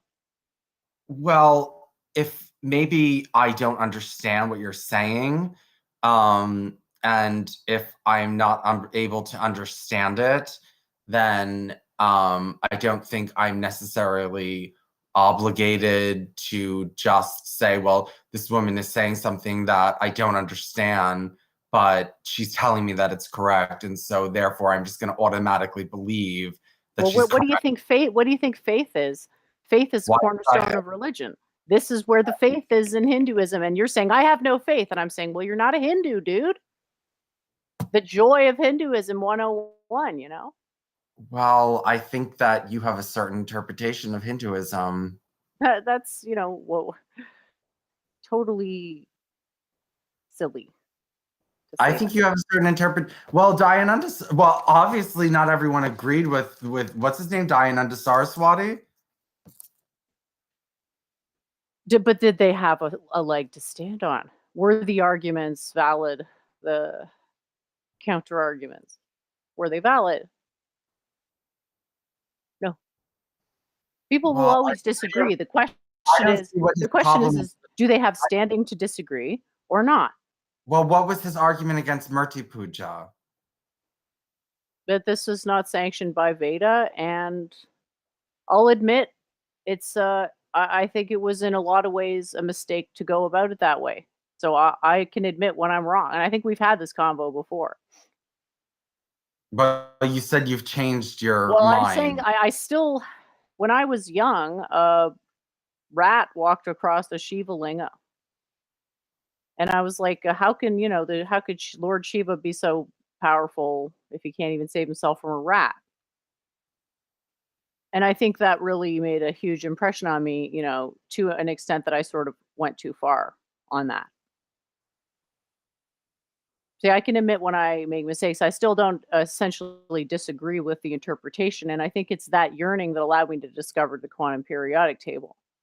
So it's like I'm not sad I made the mistake, but as you can see retrospectively, that it goes against my own ambitions to have that opinion tied to me. So yeah, it's obviously,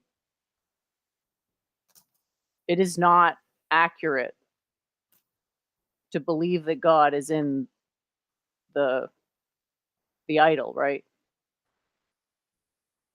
It's your, well, I don't think that the Vedas say that that can't be. Well, I mean, they're not going to make a list of every single false thing in the world. I mean, come on, it's that would be a gajillion pages long. There's infinity false things. Well, where are you getting this from that it's false? Where are you getting that from? But where are you getting the indications that the Veda says to make an idol and worship it as though it was God? Which is I think that what the Puranas say is true, that as the Kali Yuga progressed, just like we before used to say the Vedas out loud and not write them, but as the age progressed, we needed to write them down because we couldn't remember them anymore.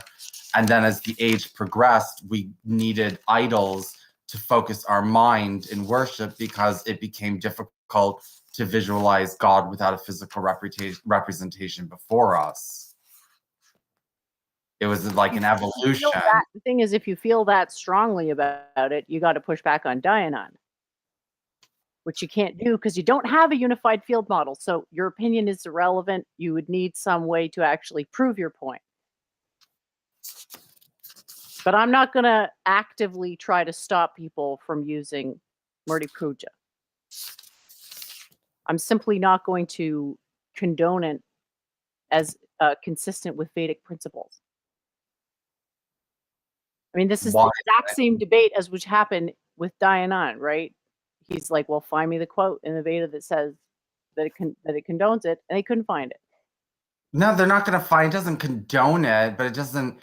It doesn't say it. It has nothing to indicate that there's anything wrong with it. So because it's not precluded, it's allowed. So that's a Claire tier argument. That is not the purpose of the Veda is not to go through it, comb through it, and say, oh, I didn't find this one thing I want to do. That must mean it's okay.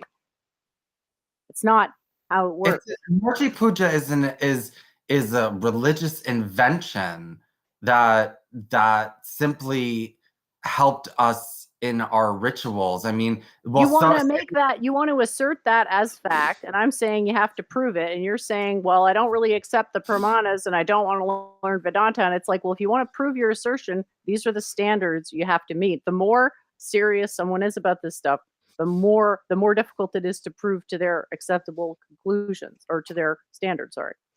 Well, no, but that's I mean, you can find that all throughout Hindu literature that Murti Puja came in later when humans' minds had become weak.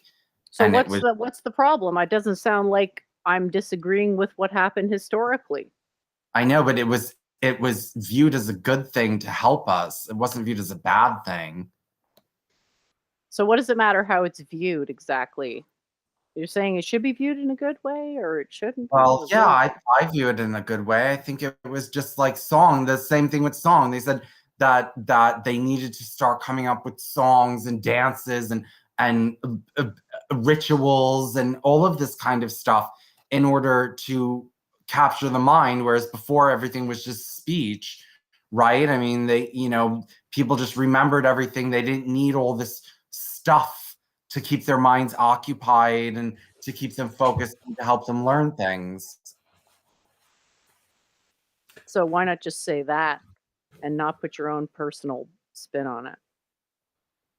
I'm not putting my own personal spin. I'm saying what the Puranas say.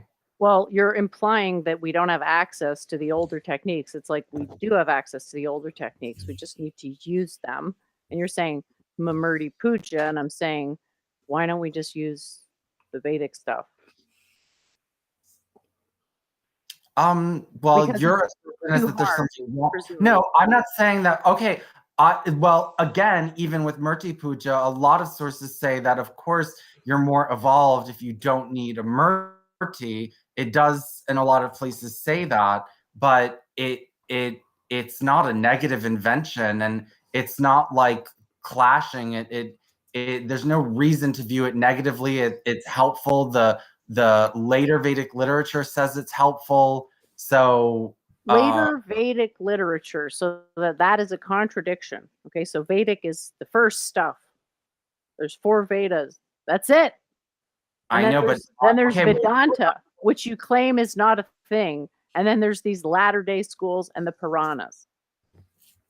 yeah. So there's no such thing as later-day Vedic.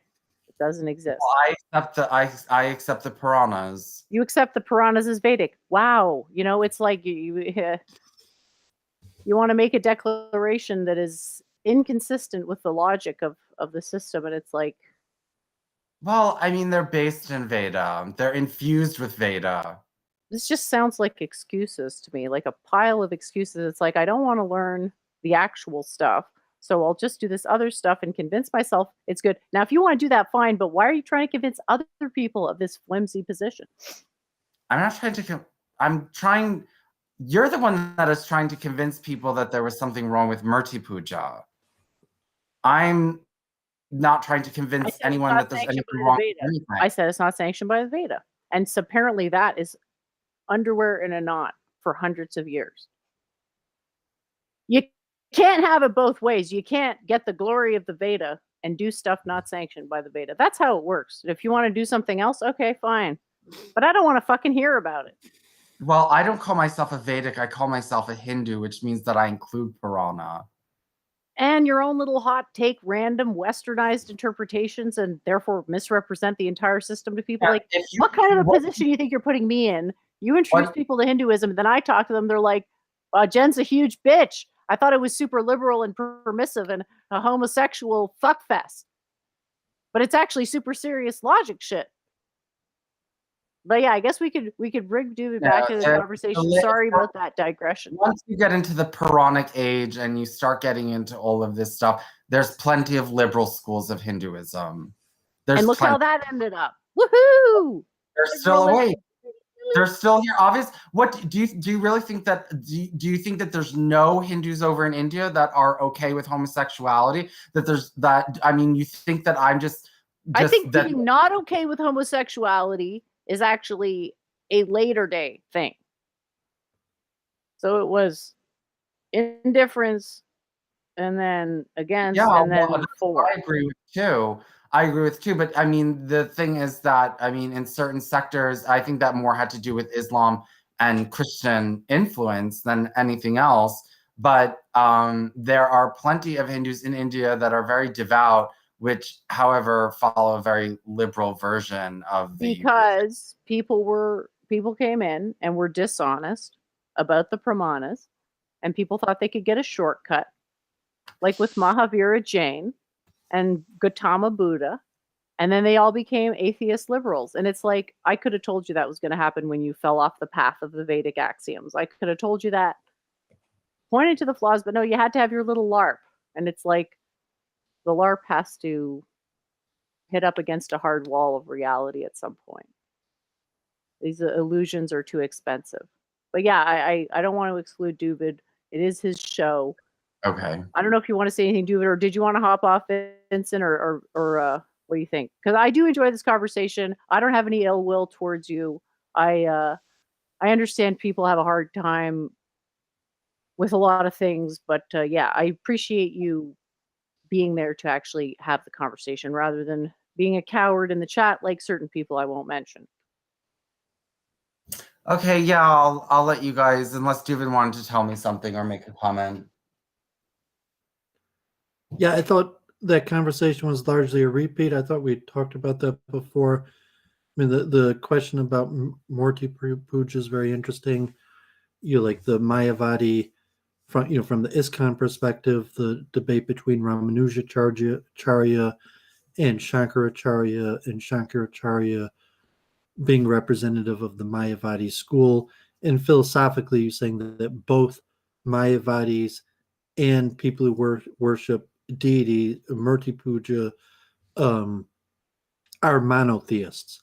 However, God is everywhere. So in Mayavadi, it's like God is here, God is there, so it doesn't matter. God is in sin, God is in good deeds. What's the difference whether you do sins or good deeds? Because God is everywhere. And that's the Mayavadi position.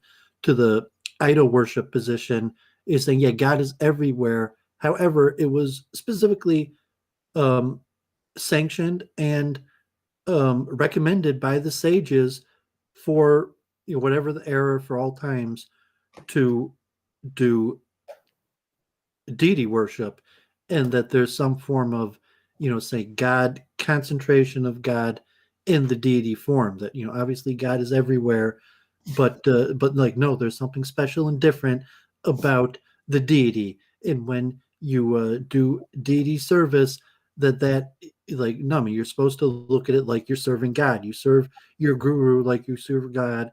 You serve the deity like you serve God, and you should look at the deity like the deity is in fact a representation in form of God and has religious meaning to do that. And so at the time of the Arya Samaj and India, in the best direction for Indian independence, especially from what at the time looked to be the superior status of the West and the Brits, that people were self-hating Hindus, and they were embarrassed of their own practices, and most people didn't understand their own practices, and the castes and the corruption in the money making around running the temples.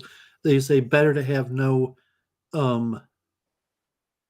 deity worship at all than this corrupt one, kind of like the Isaiah and the prophets of the temple, just saying, like, like the even though God generally, the temple's for God, and God desires the sacrifices, but at a certain point, like, saying God didn't desire those sacrifices anymore.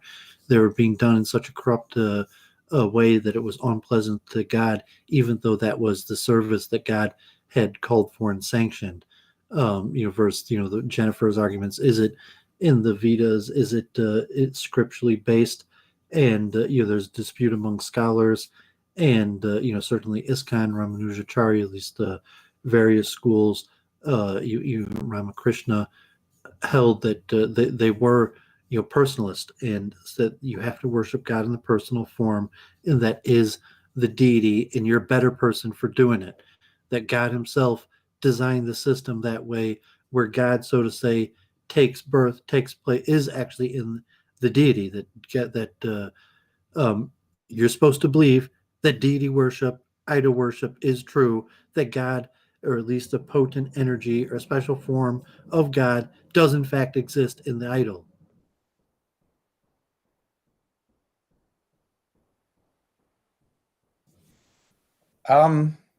Yeah. Well, I think that, we said what we wanted to say about Murti Puja, and at least it was a different subject tonight. And We've already discussed Murti Puja, so it's like, I get it. Swami's wrong once in a while, and now you get to push back, and it's fun and ha ha ha. But I've already admitted I was the error of my And way. there could be I don't dispensations see for the point. I different keep doing it. eras.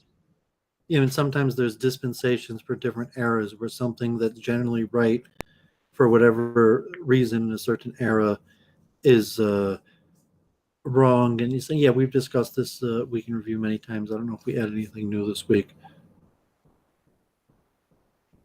Thanks for coming on, Vincent, and we'll talk to you again soon. And yeah, I think this was actually an improvement to some of the ways the show's gone in the past. Because, like, dude, remember with Howie when it spent like an hour talking about whether computer programming was hard? That was just like Howie was stuck and he couldn't see. Whereas Vincent, I feel like he actually had a semi good focus today. So, well, Vincent already has a few things that, like, he already, he could talk about. He knows what he's talking about, is promoting, as opposed to someone who's not used to being in front of a stage and having what to say or being confident about it. And I don't know enough about Howie to judge him like that. But props, Vince, and glad that you're streaming again. Hopefully, you'll be successful in your research, and good to talk about Hinduism and Hindu theology. And so I guess we'll let you go. But thanks for coming on. Okay, thanks for having me. Okay, bye. Sorry about that. It's my version of pill pull, and I just get on it. I can never stop. Yeah, but it seemed almost like scripted, where it wasn't really like pill pull. It was like That's why I it said was a my LARP. version of it. Well, I'm saying it was a LARP because it was like a memorized thing that you've done before that you fell into, like you fell into character, as opposed to pill pull is more. I mean, pill pull could be memorized also. A lot of time, pill pull is kind of like rap, where you've memorized your rhymes, you've memorized your arguments. But I think that you have to look, is it like a LARP where you're just repeating lines and acting it out, or was it actually like a productive argument and saying that like the question like, well, it probably wasn't productive because it was a repeat, and if it if it was productive, then the last one would have been sufficient, and we wouldn't have needed a repeat. From a meta-analysis perspective, the only commentary worthwhile is that there's a real thread of people wanting to hang on to these like little arguments that they have with me, where it's like, well, you were wrong about idolatry, you were wrong about the speed of light being constant. It's like, that's a commentary on people's state of mind. It's like, if you could just have plausible deniability that I'm not right, well, you don't have to listen to what I say. It's like, it says a lot that these are the lengths that people have to scrape to try to go against what I'm saying. It's like, this is completely out in the left field. Not to mention that those experiments that claim that the speed of light may not be constant, that's within an incredibly small window of variation, and for systems that are like really far away. So when you're talking about deep space, the farther into deep space you go, the bigger the grain of salt you got to take with those measurements, because we're inferring a whole heck of a lot, and the farther out you go, the more uncertain those inferences are. And if there's a mistake in our interpretation of our data, well, it's going to amplify over a larger distance. So that's really all I had to say on that. And yeah, I'm sorry to subject you to the repeat episode. Hopefully we can get some new material now. I did make a meme though, so that's definitely new. The chances of anyone having seen it are basically zero. So I definitely, hopefully, try to salvage things with that meme. If you had any comments, I don't know. Gandalf is in the chat right now. Do you want me to send you the link? Because if you do, I'll send it over, and you can come and say hi. Yeah, it's fine. You can give Gandalf the link if he wants to come on. I had mentioned, I don't have too many exact updates, but we played at the beginning of my chess partner Yonatan, and the music and the science of expertise, and chunking the similarity that they say prodigy largely exists in three fields, chess or maybe game playing, in general, mathematics and music, and it largely exists in those three fields because they're simple, and you could chunk in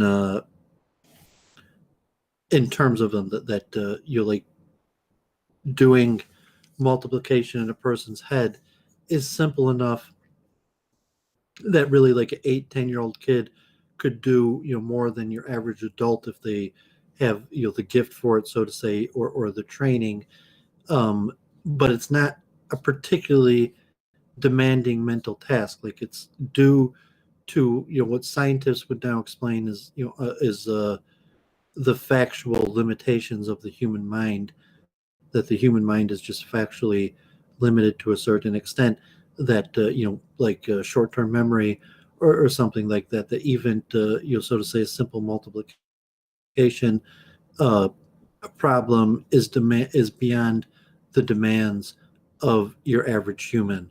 So kind of interesting like that to think about that. And still planning on doing my research. I actually might, probably not this week. I'm playing a lot of chess, but I'm going to put out my next Ask the Rabbi on the Jewish conception of the soul. I thought the reincarnation one was pretty well received. Not too much feedback, but I got quite a few views, and from my own level of understanding, like the competence level in terms of expertise, what's going on here in the U.S., the infrastructure, the grid, is pretty interesting. Although I'm not sure I have any great insight. I mentioned to Jennifer, like I even linked her. Maybe if Gandalf comes on, he might know about this. Was the eugenics, and I even gave her this book by this Jewish eugenicist written like 100 years ago, Morris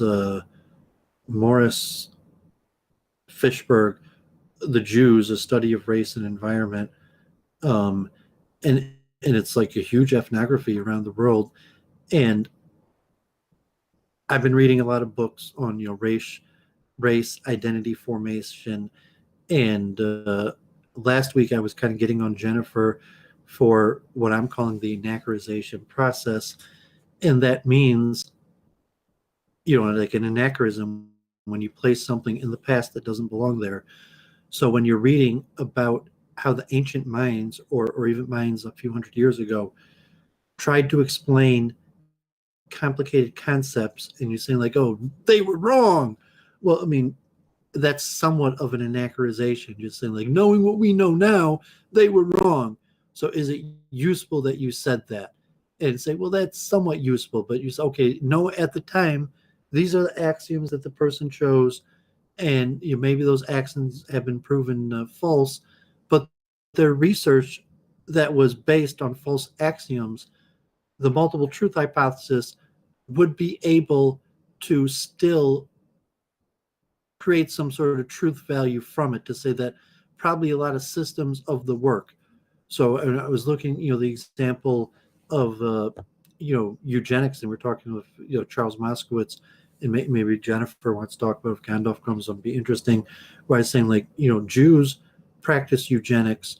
Eugenics was seen as a good thing, God forbid, before the Holocaust, and even today in Israel, there's a big push to revive eugenics, and just meaning good, genetics meaning genetics, that people should take care in their breeding, and like God forbid what Vince was talking about in suicide, but just saying that people with good traits should try to breed, and God forbid you don't have to take the negative, like the eugenics implying that saying like, okay, like you should try to have children that have as many desirable traits as possible and as few undesirable traits as possible, doesn't mean you have to worry about there being too much bad genetics, like population control and other of those things. But just saying that the idea that it's good to try to improve your bloodline is an interesting idea. And then we're talking about the origin of blonde Jews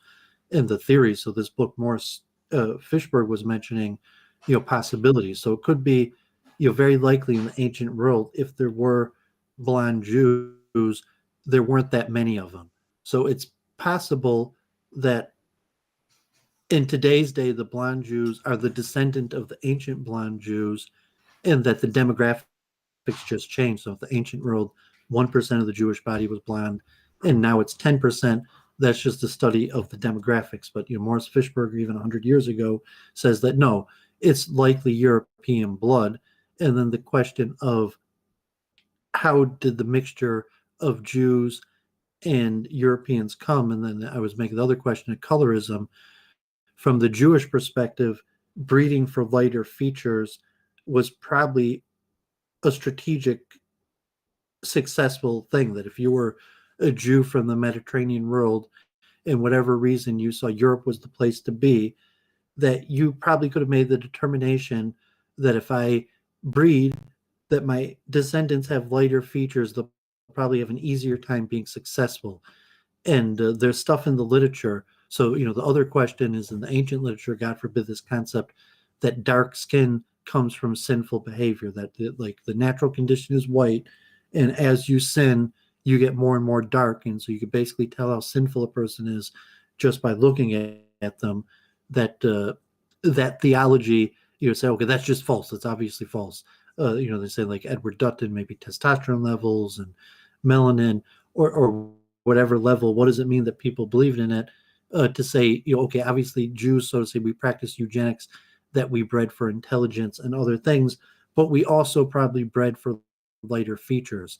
That when you look over 1,000 years, that Jews were relatively pretty successful in breeding for lighter features, and then the dynamics where you have Jews that look different. So, like if in Germany, 30% of Jews had blue eye, or the percentages of the average Jew is still Mediterranean dark feature. 50% plus Jews have dark hair, dark eyes, and even a slightly darker skin tone. Or the Ashkenazic Jews, relatively skin tone is probably even lighter than your average Mediterranean person. But from that perspective, where you have a sizable chunk of Jews that have blonde hair and blue eyes, does there become a dynamic where those are the Jews that are chosen to be the face to the larger Europeans? And even for a selection pressure, so like I'm a Jew, I have this, the colorism that the lighter features will make it more likely that you'll become a face to, so to say, the Gentiles or for the community, to that there would have been over 1,000 years of genetic selection pressure. And so the literature actually says this. So it's not even like a conspiracy theory. And then even the early Zionists, were largely eugenicists. The early Israel, the first 10 years, practiced eugenics, part of the government. And so it's an interesting thing. I don't know if Gandalf knows anything about this topic or wants to talk about it. And then the push today, like JF, you could look at JF from a certain perspective, like the revolutionary phenotype, as JF is somewhat like an anti-eugenicist, where he's warning about the dangers of eugenics, and that's really the message of JF's revolutionary phenotype. Yeah, thanks, Doovid. Yeah, this is an interesting discussion. I mean, what do you suppose made could some of the desire to breed for, I say, lighter features and blonde hair and stuff like that have to do with the myth of Shem, Japheth, and Ham and the curse of Ham? What does the history of that origin story have to do with perhaps that influencing group evolutionary strategy? I covered that last week in saying, like, it's likely that there is some connection, like in the Bible, of Ham and Noah and dark skin, and but like the colorism in the ancient world is unlikely that there was a pro light, that the Israelites liked being middle featured. It was considered the best to be in the middle, not too north, not too south, and that the concept of sin in general being connected to darker skin came about 1,000 years ago. It first appears about 350 AD. I showed some of the academic literature where the biblical times say that sexual sin in darker skin may have had a connection, but sin period in darker skin probably didn't have a connection. It was just like, okay, the Africans are warmer climate and more sexual and have darker skin, and the Europeans live in colder climates and are more prude and have lighter skin. But it wasn't connected to overall sinful or any other behavior. And then at some point, colorism enters Judaism, and Jews are migrating north. So there's a dual aspect of Jews choosing for lighter features. One is assimilation, that it's just beneficial to look like the people we live amongst. It's not good to be a minority. And the most obvious minorities when you look different.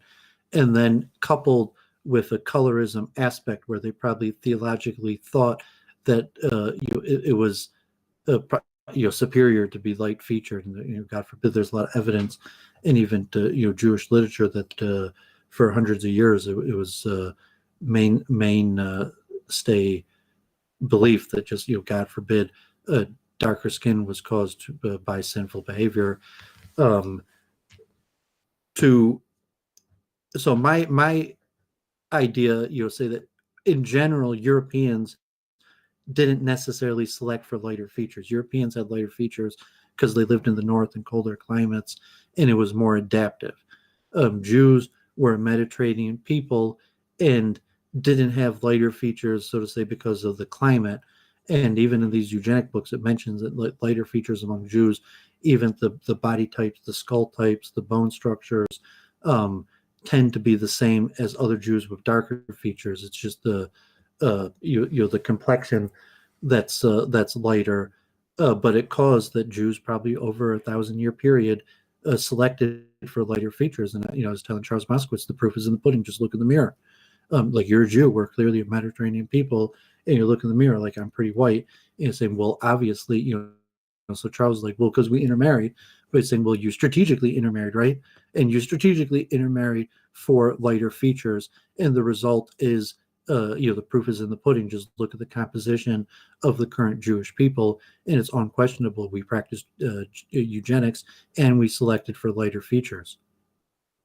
I mean, could you make an argument that Jews are still intermarrying? I mean, just an example, like the Trump kids and the Biden kids are intermarried with Jews. I mean, is that still kind of going on?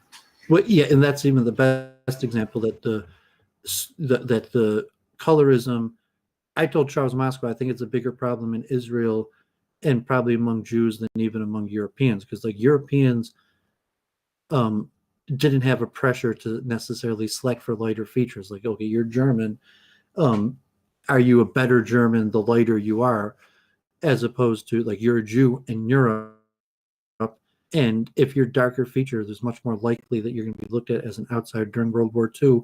God forbid, the most likely determinant of a Jew surviving World War II is probably having lighter features, and there's significant evidence of it. But if you're saying, if you looked at before the war, what would of a Jew to survive making it through, what would have been the biggest determinative factor? And say, well, having light features, which makes sense. And then even look at the literature going back of the question of who are the Jews. And I mentioned Jews in America testified that say we're not ancient Israelites, where Europeans were whites. And the American Jewish community even testified in front of Congress, probably related to immigration restrictions, that if Eastern European Jews were white, we could come to America, and if we were an ancient Middle Eastern tribe, immigration to America would have been more difficult. So we said we're just Jews by culture, it's our religion, but we're tribally a white nation. And that might be accurate. And Noam Chomsky a week and a half ago debated Rudy Rockman on Zionism, and he was mentioning somewhat that idea. It's unclear what he was saying, but I mean, somebody saying that they're like, no, I mean, we're culturally Jewish, we might have a genetic component, but basically, so to say, we are white. We factually are white, and that's because we strategically bred. That if we were ancient Israelites, for whatever reason, our ancient Israelite ancestors chose to practice eugenics and breed towards whiteness. Well, if we could go back to like maybe a potential You're testable. saying when you look in the mirror, you're saying that's not your origin. Your origin isn't, like maybe it is. Like if you have a mixed your origin isn't that you're not a southern tribe that migrated to the north and intermarried, or so to say assimilated or practiced eugenics purposely, that you naturally are European. I mean, maybe at some extent because your ancestors moved north and the climate caused you to adapt to that region. So I mean, that's the difference, to say that Europeans are adapted to the climate naturally, as we're Jews are adapted to the people that live in that climate naturally. Yeah, that's very well said, I think. Sorry to interrupt, but I want to just address this insanity in the chat here. You're saying the speed of light can be changed. Yeah, that's not in contradiction with physics, because the refractive index causes it to go slower. This is not a contested thing. I thought you were referring to like certain obscure astrological or astro whatever experiments suggesting the speed of light may be different in different parts of the universe. But if you're just saying the speed of light's not always the same, it's different in a different medium, and that's kind of one of the aspects of my theory, which you would know if you're actually listening rather than just destroying yourself with drugs.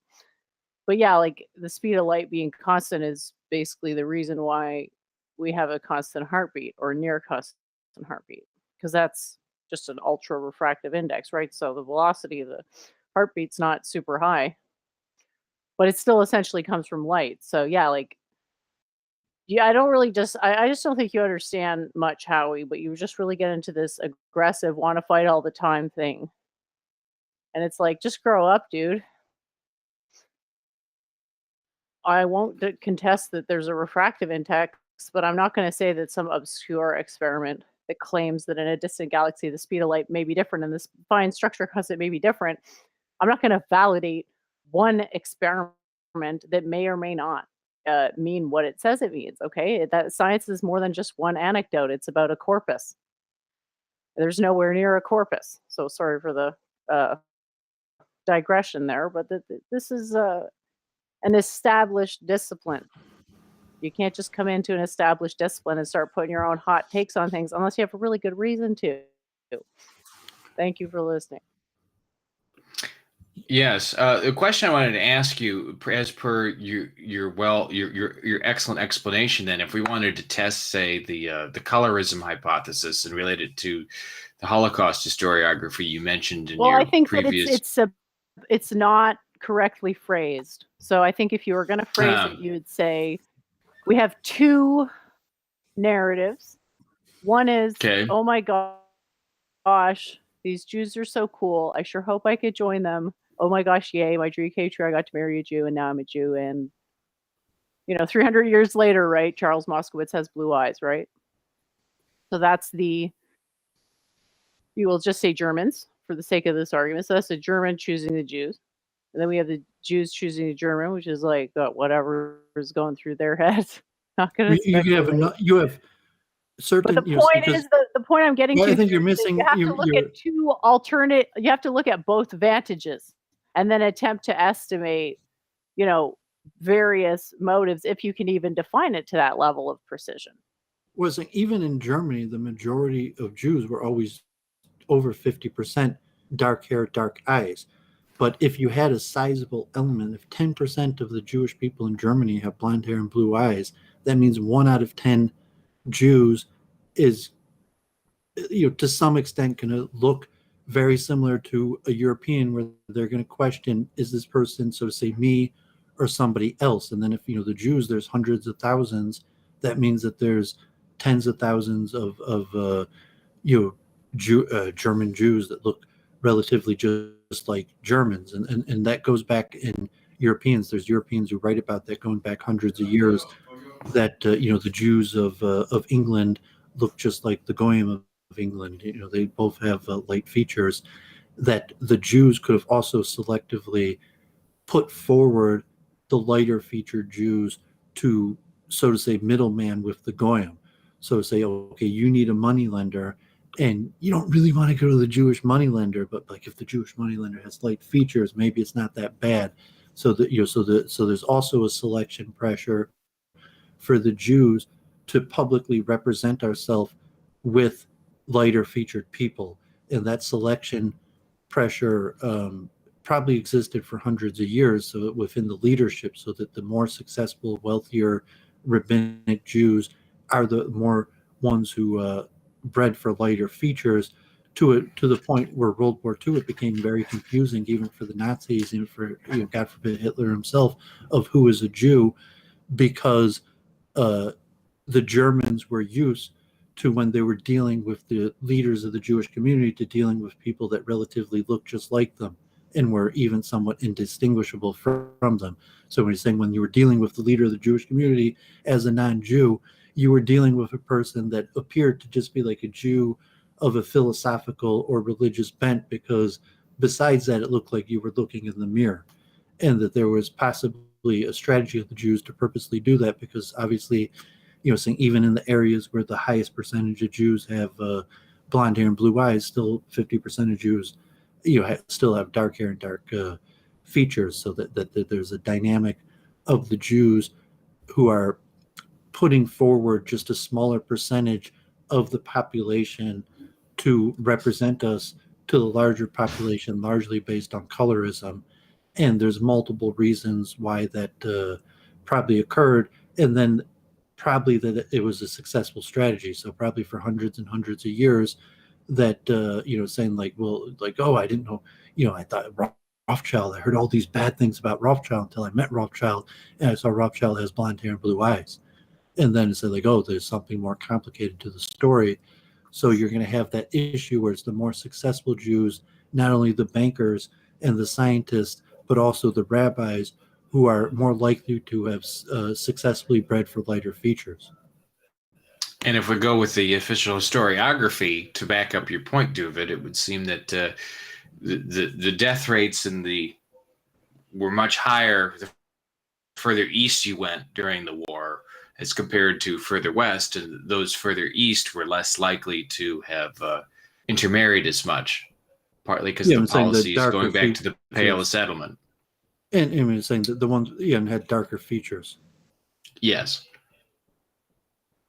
So I think your hypothesis, based on how the tragedy of World War II and the various Jewish deaths that happened metastasized, might back your hypothesis pretty strongly. Well, it's a question of identity also.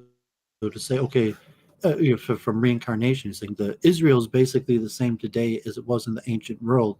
But when you look at the sum totality of Israel, you think in the ancient world, like probably the sum totality of Israel was almost all like Middle Eastern Semitic, and in the modern world, the totality of the Jewish people is probably over 50% worldwide, over 60% probably Ashkenazic Jews, and in America in over 80% Ashkenazic Jews.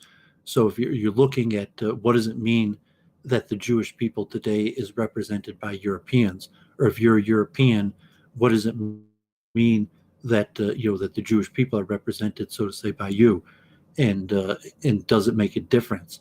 And just a larger question about identity, and then how do you look at the multiple truth hypothesis of the origins of people and the various concepts. I was looking like historically, if you were in Europe, Gandalf, your ancestors 400 years ago, and you were thinking about the Jews, and you were, who are these Jews? Are they the descendants of Jacob, or are they just my German neighbors who follow a different religion of the Jews in the book of the Bible, just like I follow Jesus in the Bible? These are my blood neighbors who follow the Jews in the Bible, and and look, they look just like me. Versus, if they go to a place and they say like, no, these Jews that they look different than us. They have different practices than us. They come from a different place than us, and they obviously look different than us too. I mean, it makes me think, back to your just a related thought to your colorism hypothesis. Isn't there sort of kind of a color hierarchy in modern day Israel now? I mean, there was a recent scandal a couple weeks ago. I read about it, and I thought about it, and I just forgot about it. But about the Ugandan Jews that are trying to enter in, and they're just having trouble integrating and stuff like that. Yeah, I mean, systemic inequality and problems in the law, and just leadership representation level, where who's in position of power, Ashkenazic, little cliques and power structures, historic, God forbid, like eugenics, where Israel, the first 10 years of her creation, God forbid, they openly practiced racist policies, and even some people accuse Israel of war crimes, Jews, that they did war crimes against Mizrahi Jews, and even possibly sterilized some of them. But certainly in terms of the breeding, where they wanted to increase the amount of Jewish people, but they had really a policy of eugenics, where they wanted to encourage certain people to produce more kids and discourage other people to produce more kids. And at the time, that seemed very logical. And even today, according to this book I read, there's been over 200 books published about eugenics in Israel in Hebrew in like the last 20 years, 200 Hebrew language books on eugenics. But the current situation in Israel is, yeah, there's a lot of colorism, and there's a lot of truth to it in terms of what positions people get in the IDF, housing, discrimination, immigration policy. Just like Russian Jews coming and being very lax on who's a Jew, because they're European peoples largely, versus Ugandans or Africans, that maybe they're going to be more strict on whether they're a Jew or not in certain policies, even forbidding conversion. That there's a lot of racism behind it, and within Judaism in Israel, there's a lot of anti intermarriage. And even though usually it's said that, like, oh, it's not racism, it's all about Judaism, that generally most of the anti-intermarriage pushes in Israel has a colorism aspect to it. And just the question of if you're a modern day Israeli, and you're pushing for eugenics and you're saying it's a good thing, look at the vaccine, look how good Israel was at rolling out the vaccine and getting the vaccine and these various things, and saying what's wrong with breeding for lighter features. If you're going to say it's objectively a fact, God forbid, that your kid will have a better chance of success if they have lighter features, and maybe it's wrong that that's the case, and you're saying it's absolutely wrong that that's the case, but still a fact. So is it okay to selectively breed in order that your kid, like in a coloristic way, and if the dynamic is kind of set like that, where it's like, okay, like racism is wrong, but God forbid, like the lighter your features, the more chance you have at success. Why would you not breed with that in mind? Well, then that begs the question: why is that kind of racism wrong? When if there's evidence that breeding for lighter features leads to more success, why would condemning that as racism be wrong? I mean, wouldn't it be good to have offspring with better chances of success? We're saying, because it's like me and Jennifer saying, it's a deception, that like it's a false competence that people falsely assume that people of lighter features either are more attractive or more competent. And you're saying factually, let's say neither are true, or certainly on the competence level, and so it doesn't benefit anybody. It's a deception that you're breeding. It's actively bad for people. I think it's not just neutral. Like if people are making that, I don't want to say biological bait and switch, but that's the first thing that comes to mind. Yeah, that's going to be bad. I just want to say this thing with Howie. Like I want to close the book on it. Just like Howie, the speed of light's constant in a constant medium. If it changes in a different medium, that's not a contradiction of the theory. So I don't know what else to say. Light's constant in a constant medium. When the medium changes, the velocity changes. This is very important because ultimately it's what drives your heartbeat and your thoughts and your breathing. Okay? So please stop shitting up the chat with your nonsense, Howie. Like, seriously, look at the situation. Try to see it from another person's perspective. Like, is this person acting in a way that's conducive to a good conversation? Yeah, I know, even the reincarnation, the divine karma aspect of it, because if 1,000 years ago, the leaders of the Jewish people were largely, say in the middle, Semitic, and they decided that white is better, and now the divine karma is 1,000 years later, the Jewish people come before you white, and because largely the leadership 1,000 years ago made that decision that they thought white was better, and then karmatically here today, like I appear before you as a result of that decision, and let's say it was wrong, saying white is not better, that it was a bad decision, and now I don't come before you as a Jew. I come up before you as someone whose ancestors decided that white was better and then breeded for that. And so to say that if there's a trend, it's like it's a fallacy that people are acting. It's like, oh man, it's dumb that people treat people of lighter feature better, but people are just dumb and they do it. So I'm not going to be able to stop people from being dumb. So I might as well just jump on the bandwagon instead of being left out. And so you say that's, and then you also have the dynamics of like institutional racism or privilege, however you're going to phrase it, where just say, okay, historically there was a nepotism or some sort of connection with competence, that they could just be assumed that the person with lighter features is more competent than the person with darker features. And if you say that was false and it was always false, or if you argue that there was a period of time it was true, and whatever reason it was true is no longer true. So it makes for a question and say, okay, maybe there is no way to change it. It's just a dynamic, it's a pattern, and you can't do anything about it. You can't like change humanity. Well, you can do the observer effect. If we tell everyone exactly how it works and they see it for what it is and they can transcend it, it won't have as acute of an effect. Because right now the effect is really strong because most people don't think that this is what's happening. It's happening on a subconscious level, right? It's just like, ooh. Well, we told Charles, like I told him the other day, it's like your ancestors bred for lighter features, and you say like no, they just, and they say like no, Charles, admit it, like you had multiple generations of your ancestors that actively bred for lighter features, and like what does that mean?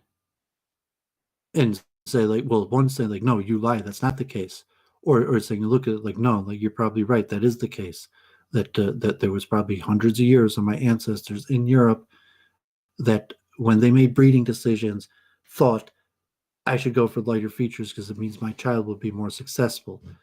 And then you could also look like a globalization, that could have been true, that for Jews in Europe for 1,000 years that maybe that was true, and the fact was that it was factually true that your kids had a better chance of being successful with lighter features. But then after World War II or after the changes of events, that's just not true anymore. So 1,000 years of effort of breeding to have lighter features all of a sudden became worthless. That now standing before you as a light featured Jew actually provides no benefit, even though for hundreds of years it probably did. Well, would you be aware of the benefit? Because it would probably just be lost in the noise. You would become acclimated to it, because part of the job of consciousness is to minimize the net impact of the stimulus. And this is a thermodynamic thing. So it would be only recognizable when it was gone. Hard to recognize the quote privileges that you're in when you're in them. Yeah, you might, if you're looking at management and like you get promoted into management and you're saying, well, like I'm white, or whatever the case was, like I'm Jewish, but I didn't think the reason I got promoted to management was because like who I was, like because of racism or nepotism. I thought it was because I was qualified. But could be from the greater pictures. Like, no, it was obviously nepotism. You should have known it was nepotism. You had to have been an idiot to not realize you were an incompetent, and the only reason you got put into management was because of nepotism. And also like historical culpability. Largely kind of like what is white privilege? Is it what you get, or it's what doesn't happen to you? You're saying like, well, like no one likes me. I don't have any friends. What are you talking about? My privilege? But you say like, well, did they stick their arm out at the door and said you can't come in? It's like, well, no. Well, said, well, that was your white privilege, because if you weren't white, they wouldn't have even let you in the door. So like, boo-hoo, you had no friends and people picked on you and made fun of you, but at least they let you go in. And a certain level to whatever that means. And even how did people have a power to enforce that, or what's the origin of people? I even saw that Leibniz pushed back on race in the first place, that nationalism, that all people are of the same race, and differences, and just the difficulty of classifying the Jews, that for thousands of years, in the question of identity, people have had a really difficult time classifying the Jews. And the question, are they us who have a different belief system, or are they somebody else? And then Jews who assimilated, to say, are they somebody else that have a different belief system and they just change their belief system, so there's still somebody else that just changed their belief system? Or you're saying they're not somebody else and they changed their belief system, so now they're us? And like the racial question, and even God forbid World War II, where people said no, the Jews are a mongrel race. versus saying, well, aren't all people's mongrel races? Yeah. Yikes. I thought that book was interesting. I had it up a minute ago, so I can try to. Want me to screen share it if you have any particular page that I could pull up? But I was just like, uh, I guess I learned a lot, and it was cool. And yeah, I mean, there is no like transcendent phenotype based on this book. There's really a huge variety. Yeah, these are some of the older books. Like it actually has pictures and data and like skull sizes, and I mean it's pretty scientific in a way that post World War II you probably couldn't even do a study like that. It would be too much in racial, and we look at like phenotype versus skull type, and and then Jews around the world, and then also looking at the demographic pictures. So you say, oh, you have Jews of all types. But what about the population of the various? So you have, like some Indian Jews, but how many Indian Jews are like tens of thousands? And you have some Ethiopian Jews. It's questionable how many there are. And then like Jennifer's comments and like you don't look like you're Jewish, where he's saying like, well, actually, like most Jews look pretty white. So like looking white is looking Jewish, and even saying like of all the different types, if he's like, oh, he doesn't even look Jewish, he has blue eyes. Actually, statistically, there's probably a higher percentage of blue-eyed Jews than any other people. That this thing that I don't know what the percentage, maybe say 1% of all blue-eyed people are Jews. That's probably the highest percent if you compare it to like people, Semitic peoples, even where there's millions of Semitic Jews. That overall, because European peoples are a small percent, and Jews are so skewed towards whiteness, it's an interesting question, even theologically, as a Jew, like in terms of reincarnation, where I did on my channel, like where you say the basic composition of the soul of the Jewish people is the same. There's a single soul that represents the whole of the Jewish people, and if you're a Jew, you share that universal Jewish soul. And so saying the demographic racial composition of the Jewish people changes. So what does it mean that in ancient times that composition was different than it was today? And could it mean that it's going to be different in the future? Is there a scenario where 100 years from now there's 20 million Jews in the world, and half of us are Chinese? So theologically, from a Jewish perspective, like, yeah, that could happen. There's no reason why Jews couldn't select, if the Chinese become the dominant power, and just like Jews bred for light features because they want to, get ahead, will breed for Chinese features to get ahead. So if the tables turned and the Chinese became dominant, that it would become likely that that Jews would be like 25% Chinese. Fascinating take on that. Okay, so apparently light can slow down in a Bose-Einstein condensate. Doesn't contradict anything. Okay? The theory says light is constant in a constant medium. These media are changing. Therefore, we expect the speed to differ. The manner in which it differs depends on something called coupling, which is why it says coupling beam on the graph there. Okay, I'm not going to get into it because Doooovid is bored of my rambles, but this does not disprove anything about my theory. So thank you for bringing it to my attention.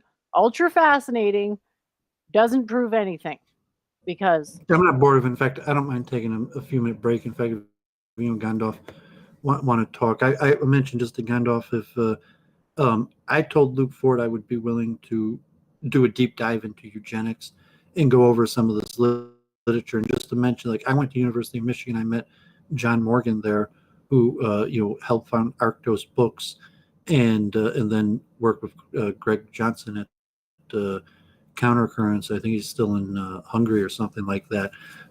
I used to buy books mostly from French-speaking African, Nation of Islam, different types that sold books on the street corners in New York, and a lot of them had the kind of the forbidden books that you didn't usually see. It was before, like, Amazon was big.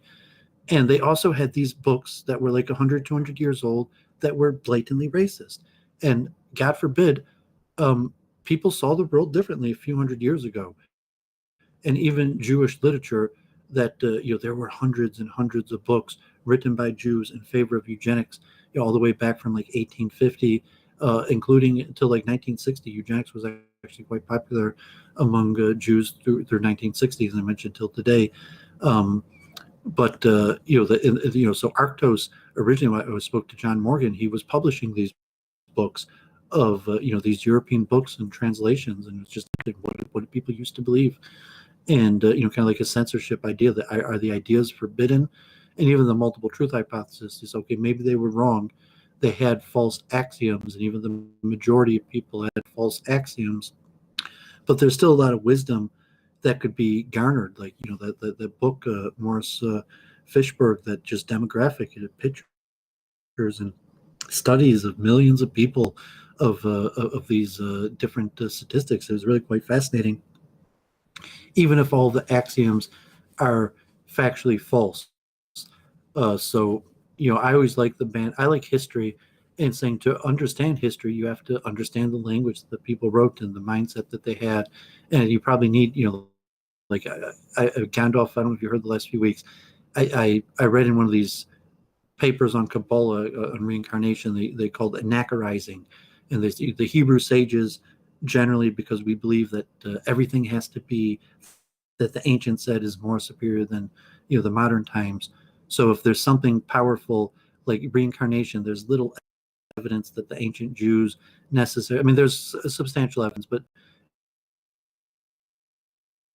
generally reincarnation enters as a Jewish doctrine about 1,000 years ago, and saying the sages anachronized that Jews always believed it by reinterpreting the scripture and ancient things, like we always believed in reincarnation, even like matrilineal descent and these other things that they're anachronized. But I thought for the multiple truth hypothesis, when you read books written hundreds of years ago, where almost universally the axioms that they used have been rejected, we have to anachronize to look back and say, well, now that we know the axioms they were using are wrong, what do we do with that information? So, and is it anachronizing to even try to interpret the past with modern science? And possibly MTH will look at it and say, okay, what happens if you interpret, like Tacitus or the eugenicist or any of these people using the modern methods of science?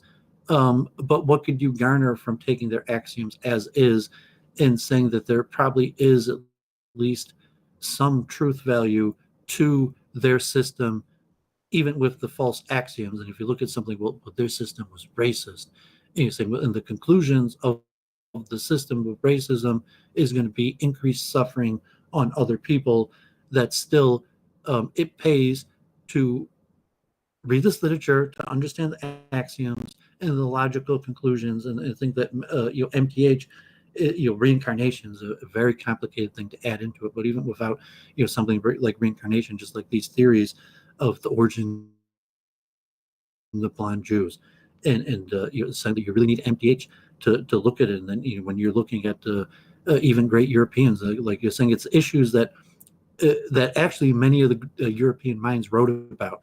They're saying that the Europeans, they knew who the Jewish people were, and they questioned like the Jewish identity, and they questioned like, why do Jews look different? Why are there some Jews that look stereotypically Middle Eastern, and there's some Jews that look just like other Europeans? And so it was a question that for hundreds of years almost all the greatest minds asked, and they had such wildly different answers, most of them that would just be like, oh, those axioms are completely inconsistent with modern science. But like, what can you garner from the hundreds of years of these intellectual traditions? And so I'm glad Gandalf is back. And I said I was willing to look forward to do a deep dive and even read a lot of these books that were written. I enjoy reading these books, just like I think Gandalf too, that has some sort of mental technique or device to garner useful information from historical books that are largely based on false axioms. Yeah, I agree with that. As regards to, I caught bits and pieces of your explanation of the Jewish explanation of reincarnation when you talked about that in another show earlier. But I think, you know, one thing, you know, I could be somewhat mistaken about this, but my strong impression is, you know, with regards to all sorts of Jewish theological doctrines, and that they regularly import all sorts of ideas from other peoples and then are constantly reforming their doctrines and then debating over the minutiae of them. Do you hear that term before, the anachrorizing? I read it and it made sense to me. I never heard, I mean, I knew anachronism, but when I saw anachrorizing, it made sense to me. It's like, yeah, that's what we do. We anachronize. Yeah, and I like even that it term seemed like too. a word I wanted to promote. Yeah, I do like that term. It seems to make a lot of sense because even, you know, there's a lot of historical scholarship on the origins of the Book of Genesis, and they trace that back to other Near Eastern myths, including even stuff that's adjacent to stuff like the Book of Gilgamesh and whatnot when it goes to the, you know, creation story. So I mean, there's a long history of some of the stuff. You know, right now my mind is just not on biblical scholarship at the moment. But you know, there's Jews just they import and are constantly sort of updating their belief system. You know, I mean, you see this also to a lesser extent with Christianity and Islam too. And this is just kind of one thing and maybe this is a personal taste matter.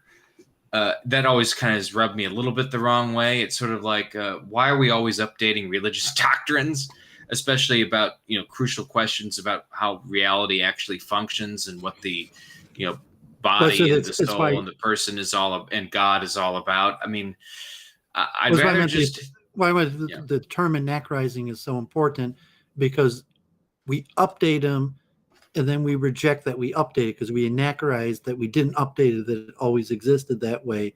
And it's the point of orthodoxy and conservatism in general, because you're supposed to conserve the system. So the way to beat the conservatives is to anachronize your change to make it look like it always was that way. And then what was the value of the system to begin with if they get something like reincarnation so fundamentally wrong that 1,000 years ago they needed to update their system to get that right? Well, yeah, I'm saying that you can't, if the system was so fundamentally wrong about such a big concept like reincarnation, you know, it's unlikely that you're going to be like, oh, the sages are wrong about this. So what they had to do, you know, from the scholarly perspective, was convince people that everybody all along believed in reincarnation, just didn't tell you for some reason. Yeah, this is just like the Catholic Church. That's a process in general of conservatism that generally, like gay marriage or some of these things, that you could take a process of you're saying that, like, yes, it was wrong and it was right to believe that it was wrong for all this time, and that now times have changed, or you could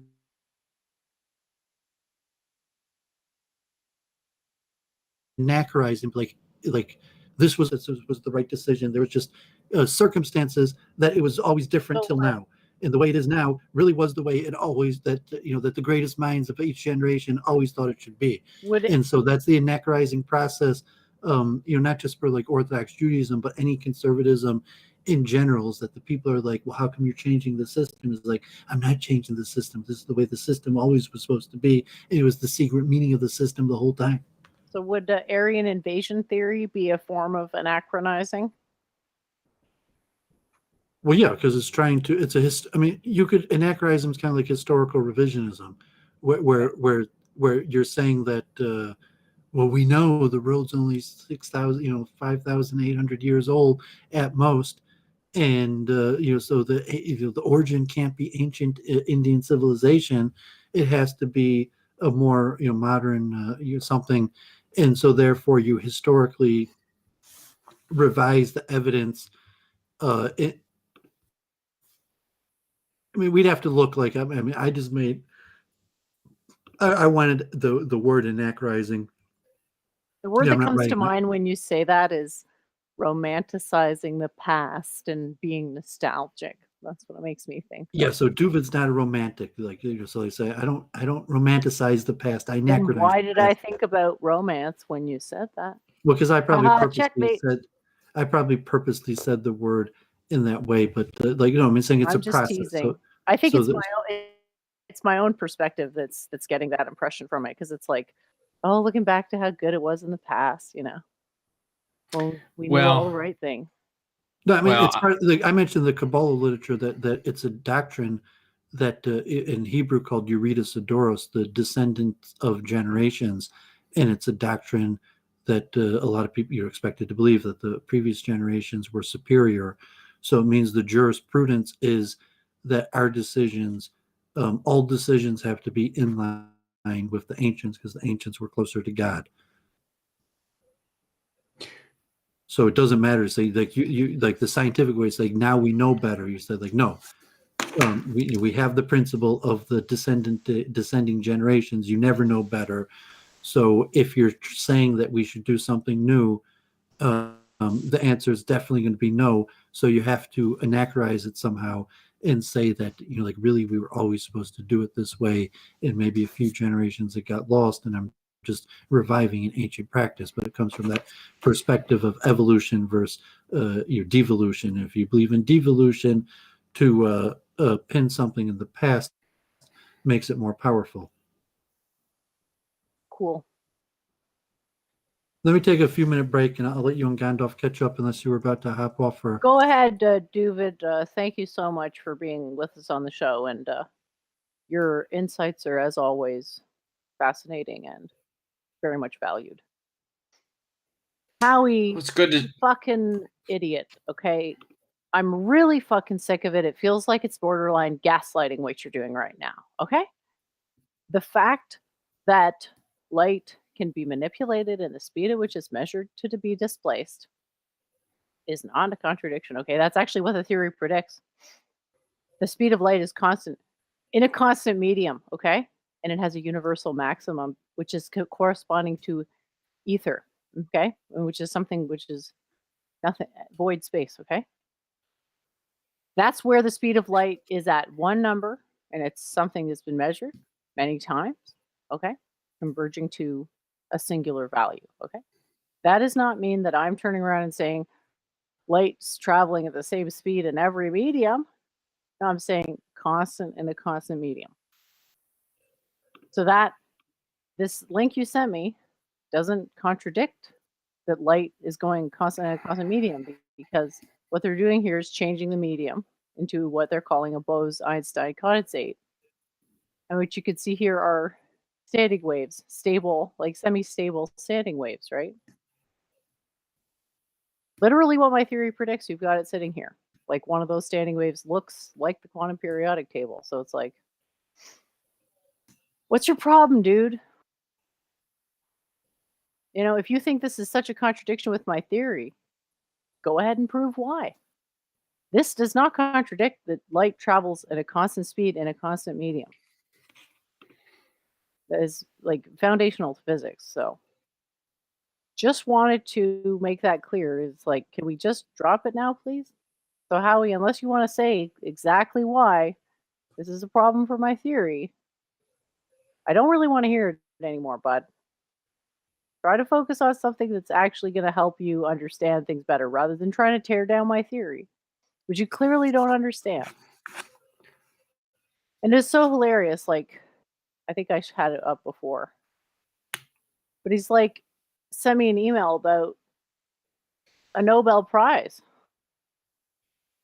Ooh, Nobel Prizes. I guess that means Henry Kissinger didn't kill all those people in Cambodia, or that every scientist who earns a Nobel Prize was a genius who never got anything wrong. Howie, my blog states that the speed of light is constant in a constant medium. That's true. This experiment doesn't disprove that because it's not a constant medium, Howie. Get a clue. You're like, you're trying to have a gotcha moment. It's like, you're so far off the path of reasonability. You don't have a background in this stuff. You don't understand my theory. Yep, you think because of some technicality you can disprove it? Like, I deny that this is even saying what you're claiming, because this is not a contradiction of any of the laws of C or V equals C over N. That's the formula. This is basic stuff. So yeah, thanks for listening, and that's all I had to say on that. Yeah, it's just really weird when the chat is talking about something that's not being talked about on the main show. I just occasionally we've had that keep coming up, and it is a bit schizo, I think, as you've called it, when that happens. It's difficult when you're trying to follow 2 or 3 different strains of conversation when we're talking about exceedingly complex subjects that require quite a bit of nuance to understand and explicate clearly. So I just wanted to make that point. But yeah, I'm sorry. Howie, I said that the universal speed of light doesn't change. So this what I'm saying here, Howie, is that the speed of light in a vacuum, that number doesn't change.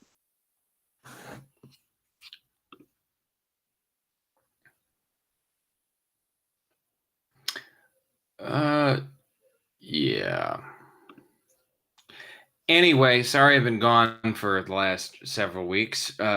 I've only caught bits and pieces of maybe the last 5 or 6 episodes, not all of them. I just had other stuff going on. Can't mention it right now. But are you doing well, Jan? Oh, not bad. Was kind of waiting to hear back your review of my book, so that sort of slowed me down a bit. Yeah. Well, I've had. I can't begin to explain some other. I also got zucked for a while, which is a problem. I've had a lot of crap going on that I just when I think I get out of a rut of some stuff, a whole bunch of other stuff comes piling on me when I can't take it anymore. I don't want to talk about it. Drama goes on. I'll get that to you. I'll get that. Sorry. Anyway, what else has been going on in your intellectual life? Subjects that are just the usual, just explaining various things. We had that discussion with Doooovid about Germans building electrical grids and Jews financing them. Do you remember that? Yeah. It's just so interesting with the Texas power grid issue that I think it's bringing a lot of issues into focus about like how you design large systems. It's kind of interesting. The more intelligent discussions are looking beyond, the right wingers blaming wind turbines and the left wingers blaming deregulation for the whole thing. I think, infrastructure is very complicated, and we've been very lax in seeing how difficult it is to maintain these systems, particularly among potentially changing environments, whether it be cultural, ecological, social, or political. And I think it's just it's an interesting time to be alive, as I think we're struggling with what the direction of managing these things might mean. I think I had an aunt down in Texas. Everything froze, but luckily no pipes burst. But it's been quite a bad winter. I mean, I have had a few issues over at my own place too with some of the extreme cold. So it's just it's been a bad few weeks weather-wise, and in some other ways too. It's really a wild time. So I've also been on Luke a few times. Just a couple of brief things. I also was on Otto Poll's show a couple weeks ago when he was talking about the German diaspora in Russia. So those are the things I've been focusing on. So yeah, I'm sorry I've been away for a little while. I've had just a lot of stuff going on that I didn't expect to have hit me in the face, so to speak. Just it's a crazy time to be alive. The hysteria is very real in America. America's a very, very scary and dark place right now for me, I think. I mean, I'm glad you're kind of in another part of the world where things are hopefully a little better. Well, I mean, it's still sad to see it happening. no matter where you Oh, are. it's a lot of suffering. I find what's a good thing, just watching it. I think there's a real struggle for who's a legitimate authority on issues, because there's so many contradictory statements coming from all different segments, including even the elite, about pretty vital issues for just social and political governance and reform right now. And I think it's, when you add it to the soup of the general hysteria, it's a place where the crisis of authority is really deepening right now in a way that it portends a lot of a lot of suffering to come because of that. And Yeah, that's the funny thing. People are having a crisis of authority, and at the same time, people are debating with me about whether the speed of light being constant in some random experiment changes anything for my theory, and whether something, about idolatry and idolatry technicality. These are the things people are focusing on, and it's like everything's just coming apart. I think things are coming apart. Things are really coming apart. It's really bad out here. I think JF. Before I logged onto this show, I just looked. JF was talking about hyperinflation. Everyone's talking about hyperinflation. Seems to be a big theme. I guess everyone's taken the Peter Schiff pill. I mean, it's certainly the money printer go burr thing is kind of worrying. I'm not seeing, Weimar style, Zimbabwe style hyperinflation right around the corner. That's not how I see the economy playing out, but it's certainly Hey, how's it going, Truth and Doubt? not Absolutely, authority is super important, man. Authority is supremely important. Who you look to as a source of authority is super important. Yeah, so hyperinflation, yeah. Economic crisis, eh? Yeah, didn't you, probably my favorite blog post from you the last 6 to 8 months Yeah. was the prediction of the NASDAQ crash this spring. Well, I didn't put any real valuation into those numbers. It was more of an explication of the methodology that can be used to extrapolate various trends. But now, this idea about a free market, this is not a real thing. Free, so quote unquote, Truth market. and Doubt says that authority is the problem. Yep. False authority is the problem. And what's the solution to false authority? Real authority. And how can you be guaranteed to have real authority? Discernment. And how can you have discernment? You fucking practice that. I heard you on a stream the other day. I don't even think I ever heard you on a stream before. And yeah, so I don't know how you can not think that authority is important, because like every value judgment is invoking your own authority. So if you're saying authority is not important, what, do you have no regard for your own judgment? It's interesting, because we spend a lot of time, a recurring theme is free markets, free will, free speech, free that, free this, free, whatever. It's interesting that a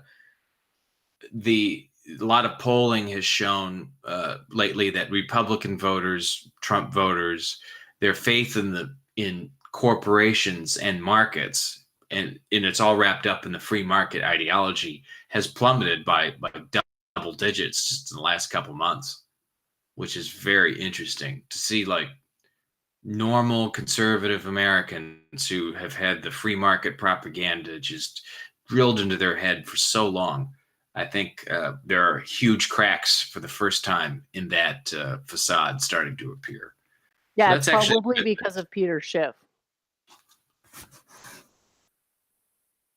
You think Peter Schiff, or you think it's just the game stonk thing? And oh yeah, it's definitely Reddit behind this.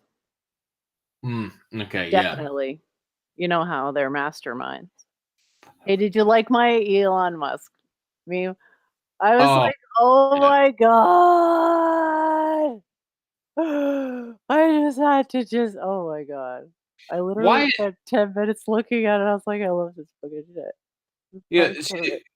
See, the question immediately comes to mind when I think of that meme, and I also think about Jimmy Dore was doing a thing on why do people believe Bill Gates on vaccines and virology? Why do people believe Elon Musk on AI and artificial intelligence? What is it with, like, if you're seen or promoted as some successful tech entrepreneur and you make billions of dollars, that automatically you have this authority in fields of which you have no discernible, demonstrable, knowledgeable authority? Why should I trust Bill Gates on vaccines or Elon Musk on AI? And you tell that, you ask ordinary people that, and in the case of Bill Gates, like, well, Bill Gates has billions of dollars and he's helping all these people in Africa and India. And Elon Musk, well, look at all the toys he makes. What's wrong with you? Don't you like Teslas? And you know, for most people, I think there is a dimension to authority where it is kind of just magic. It's the magic of just having cult prestige and a bunch of media promotion to blow up that hot air balloon. Well, you know that Hollywood is what they used to make magic. I don't want to say magic sticks or magic wands out of. Sorry. Apparently, according to the internet. And as we all know, the internet never lies. So, truth and doubt, buddy, it would be awesome if you could do a better job speaking in complete sentences. It's a bit hard to follow you. Okay, so you thought authority was instinct. Instinct is part of what informs our senses. And if you accept your senses as valid, then that's like the most generic sort of version of Hinduism, the thing we talked about before on the show. You accept perception. We also go the modern age and saying like the. Can I just finish what I was saying? I wasn't finished answering the question just real quick. So whose value? Your values. What is the purpose? The universe has no meaning. Purpose is defined relative to individual goals. And then to reincarnate or not to reincarnate, that's one of those things that's not really quite a sentence. It sounds, like you've tried to merge to be or not to be with. So it's not happening. So please sentences. Go ahead, Doooovid. Yeah, I just think that competence in the level that like Bill Gates and to some extent like the blue-eyed thing, like really is science. People don't really know what's going on. So it's like people are dying.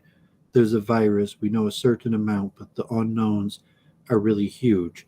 And so say you believe in spiritual forces, you're going to pray that I think it's God punishing or this or that, or you say I'm going to toe the party line, and I'm going to assume our elites really know what's going on, even though all the evidence points to the fact that they don't really know what's going on.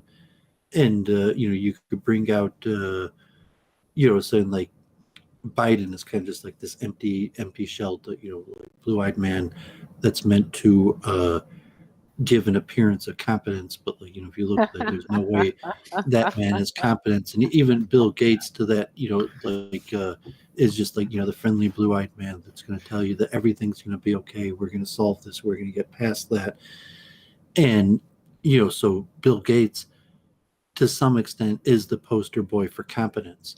And when you're looking out there at a level, like let's say nobody knows what they're doing, and it's unfortunate, like the virus, Doooovid still thinks that it was probably man-made. I still think that someone possibly, God forbid, could have done this in their basement for less than $200,000.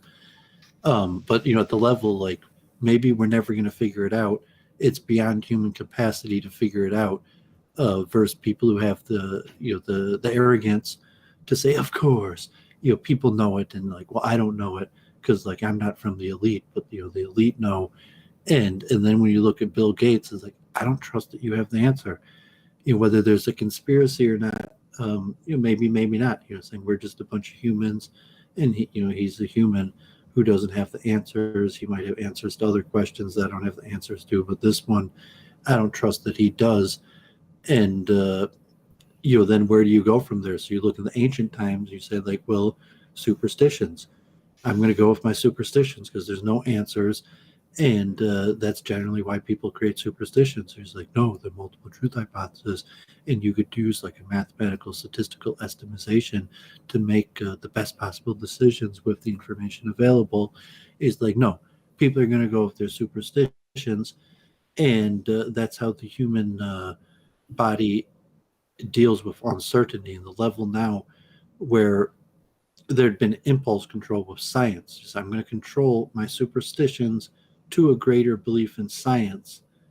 And in reality, what did that mean? Largely, it meant the elites. And who are the elites? Generally, if you look on the news, like they're these just like friendly blue-eyed men, like Dr. Fauci, Bill Gates, Anderson Cooper, who are just going to tell you like everything's going to be okay. We know what we're doing. Kind of like obey, go. It's going to be good. Trust the plan. And you could say like, no, I don't really trust these guys, and I don't really think they have the answers. But then where are you going to go if these guys don't have the answers? Then you say, okay, like who am I to figure out the answers? Well, maybe God created me.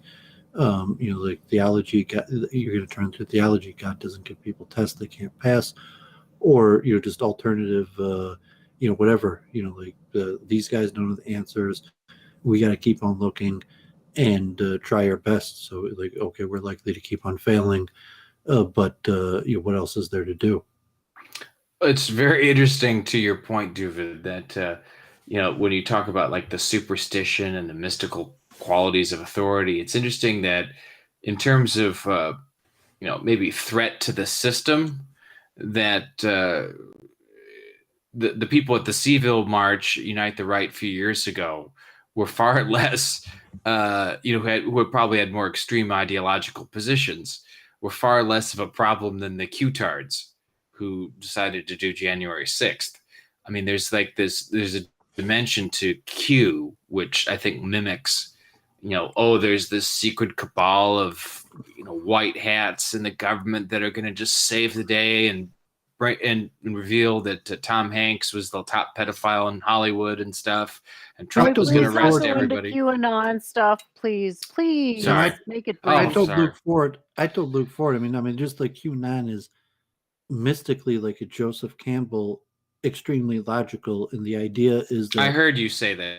Well, I mean, whatever reason, the majority of sources of information and power are untrustworthy, and to your average person, you might be able to see that. Just obviously, you look at Trump and Biden, and they obviously have like incorrigible behavior that you wouldn't want them around your kids.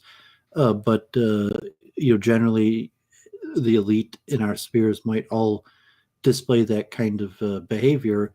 And so, if you're going to look like the system's messed up, so the QAnon is the phenomenon of there's someone good on the inside trying to change it, and he's going to help you.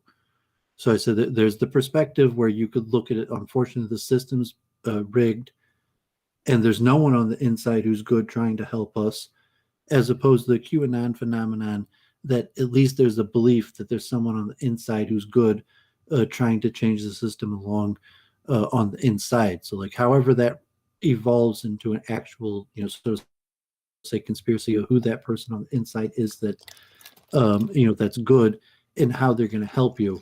But in terms of a process, like, no, I mean, QAnon makes complete sense because any given person in America is looking at the news and the political speeches and the information are being fed, and the dissonance is just too much for any person to handle it. The contradictions are like, there's no way what I'm being told makes sense, adds up, and is true. So are they going to say there's got to be someone on the inside who's good and is going to try to help me figure this out, or are they going to say everybody on the inside is probably bad and untrustworthy? It's just the it's just it's the nature of how we deal with the dissonance of authority that either is incompetent and or malevolent. Well, the unknown. I mean, because unknown. Yeah. I don't have the answers to these questions, and the authority may or may not have the answer to these questions, but unfortunately, you can't trust the authority. So then you say, okay, I have to go through all the trouble of trying to find out the answers to my own questions, because the authority can't be trusted to give me the answers to those questions. And you also have to deal with the fact that the authority is, likely, corrupt and nefarious. I think there's a residual desire to want to believe that there is some sort of superhero behind the scenes, and I think that's what influences people believing in ridiculous things like that conspiracy theory that was promoted. And there's conspiracy theories that are, so to say, somewhat believable because at all levels there probably is someone on the inside who's trying to help you. And you think like you're not, maybe not like in a benevolent religious way, but if it means like your third cousin at the department of whatever service is that pushes you to the front of the line, or something like that, um, and you consider that the person on the inside trying to help you versus like some battle of good versus evil where the people running the system are basically all bad, but there's a few people on the inside that despite all of their colleagues being bad are remain good, and they're going to try to help us on the outside win some battle. That is somewhat a legitimate, benevolent, spiritual, religious belief to look at the world. That you could look, because most religions who propose that the way that most people live our lives is largely, bad and malevolent and should be a lot better. And the people who are part of this religion are the ones who are living the correct lifestyle, and through processes of karma and future events in the future, everyone is going to live a corresponding lifestyle similar to the one we're living, and we will be rewarded because we were doing it now in a certain, so there's a very common general structure of belief that you could frame forms of Christianity, Islam, Judaism, almost all traditions into having. And then if you look like if you're conversion or outside help, so you're saying like, okay, it's us versus them mentality is very common, but is there going to be outside help? And it's like, no, there's going to be zero, absolutely no outside help. It's going to be pure us versus them.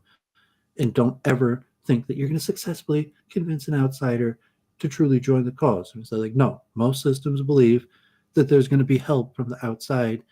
And so you could look at the government and say, like, of course, like the president and all these people are corrupt and the majority of the minions are corrupt. But like, of course, there's going to be people on the inside that are enlightened and going to know that I'm on the right side and help me.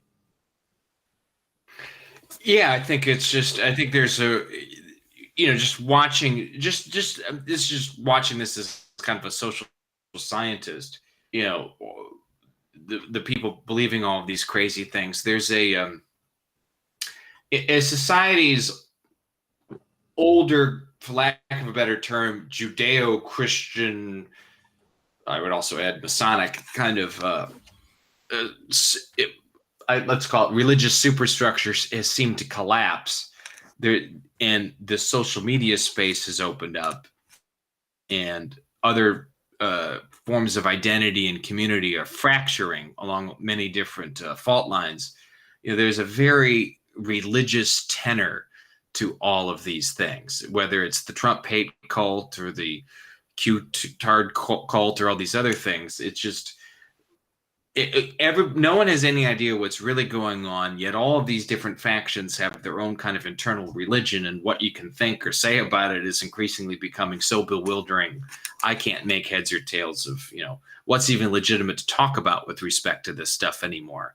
It's like we're living in a complete insane asylum. I mean, for me, other factors that you could taxing. There's factors you could pull, like group strategy.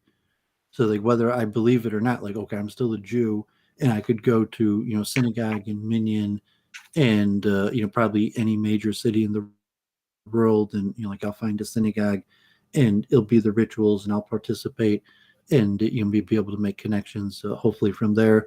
And that's the same for any group strategy, that people will be able to employ the group strategy no matter what the circumstance. So whatever it is, your larger group strategy, like if it's the entertainment you like, the music you listen to, the drummer, the beat you march to, that will largely remain the same in volatile situations that like you're not like likely to switch the music you like in the middle of the war, that like all of a sudden you're gonna like like pick a new your favorite band. And so there's that bounded free will conditions where let's say that there's an optimal behavior where you could look at the situation and say like, this is the trajectory of my previous karma that causes me to behave in the way I'm behaving now, to the results that gives me based on the current circumstances, that the sum total of how I am currently behaving versus the results of my current behavior karmatically to what I get, that would be what I sow, good and bad, to the possibility of the future me that could behave in a better or worse way in lines karmatically result wise of what actions I could do that would give me better or worse results, to the general likelihood that I'm just likely to fall into the larger group strategy. I've been saying quite often recently, the trend is your friend. Because if you're trading stocks or anything, the most likely thing that the stock is going to do is to go in the same direction it's going. So if it's going up, it's likely to keep on going up. If it's going down, it's likely to keep on going down. If it's going straight, it's likely to keep on going nowhere.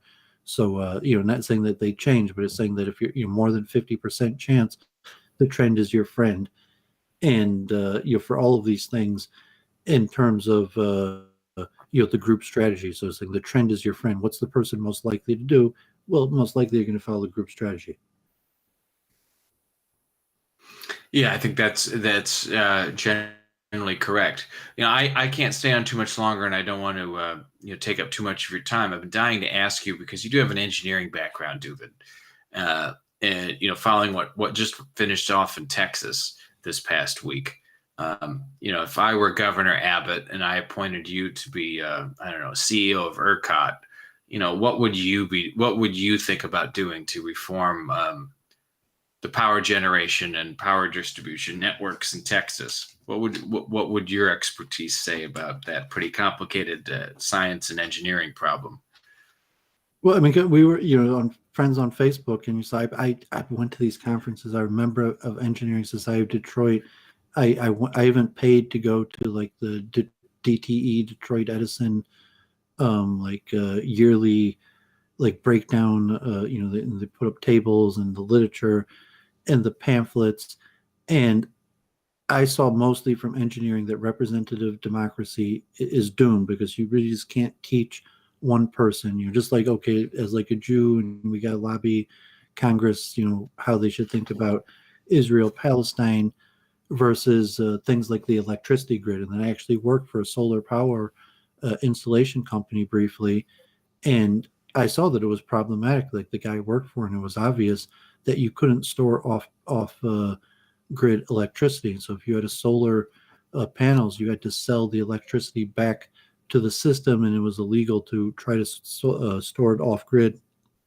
And it was largely due to lobbying from the electric company. But the problem is that politicians, engineering is pretty low down on the level. Most of the politicians don't understand it, so it just comes down to general money. And then so Edward Dutton, from my karmatic perspective, when he came on my channel, and whoever Yehuda Finkelstein told him to do it, the main thing I think I took out of it is that the reverse Flynn effect is probably true, and that IQ is probably decreasing, and that competency is probably decreasing, and the decline of empire is factual. That all this stuff, make America great again, Biden, America's back. It's like, no, America is an empire in decline, and its infrastructure is waning, and it's likely that we're not as smart as the previous generation, that we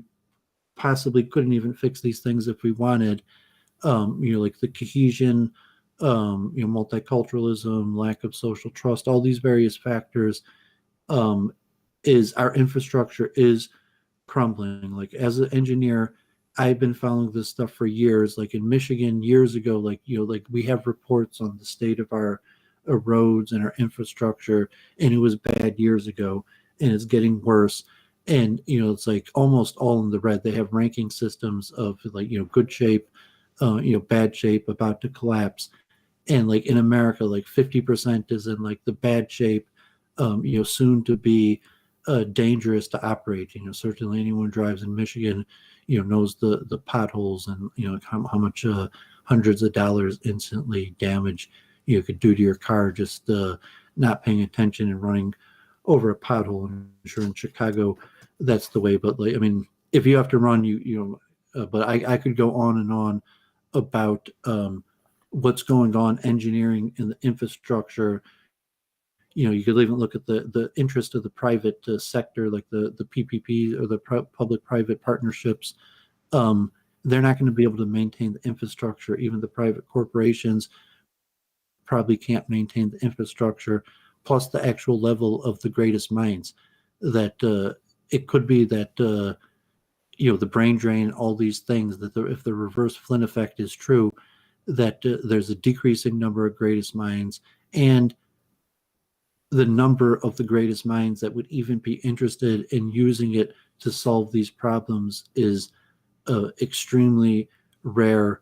So I was saying that, like, God forbid, like I've been saying it now for a few months, like America's already collapsed, and they just haven't told us. Like, Biden's just like this, shadow, blue-eyed man to keep us confident, so that we don't know the system's collapsed. But to some extent, it's already collapsed, and what's happened with the power grid could keep on happening.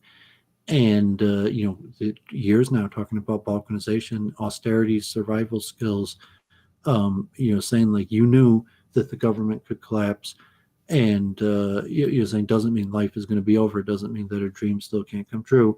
It just means that knowing our place in time and history, and if we're part of the American empire, it's on the decline. Like the karmatic balance is going to be balanced, and does like people could be just righteous people, and we could still be nationalists. I have an American flag behind me, love our country, but the karmatic balance has to be filled, and we're better off knowing that our infrastructure, like as an engineer, no one cares that our infrastructure, like even here in Metro Detroit, I used to go to all these social justice things about like water rights, and it's good that people cared about it, but like in reality, no one listens to engineers.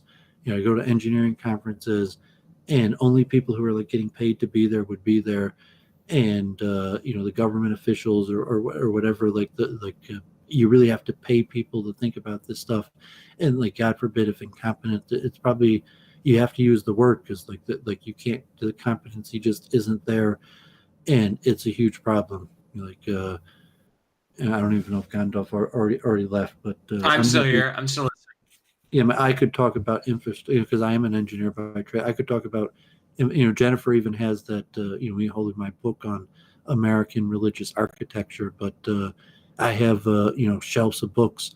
I took, tens of credit hours of courses on this. I went to hundreds of events, and no one ever asked me a question. Nobody cares. There's, the handful of people who know more about it. There are people who know more about it than me, did better than me in school, and they're part of the capitalistic system, because that's how it works. That if you're in that, you either work for the government and have their hurdles of being a cog in whatever the system it means to work for the U.S. government, or you're working for the private sector, and it's the capitalistic model that competence is largely.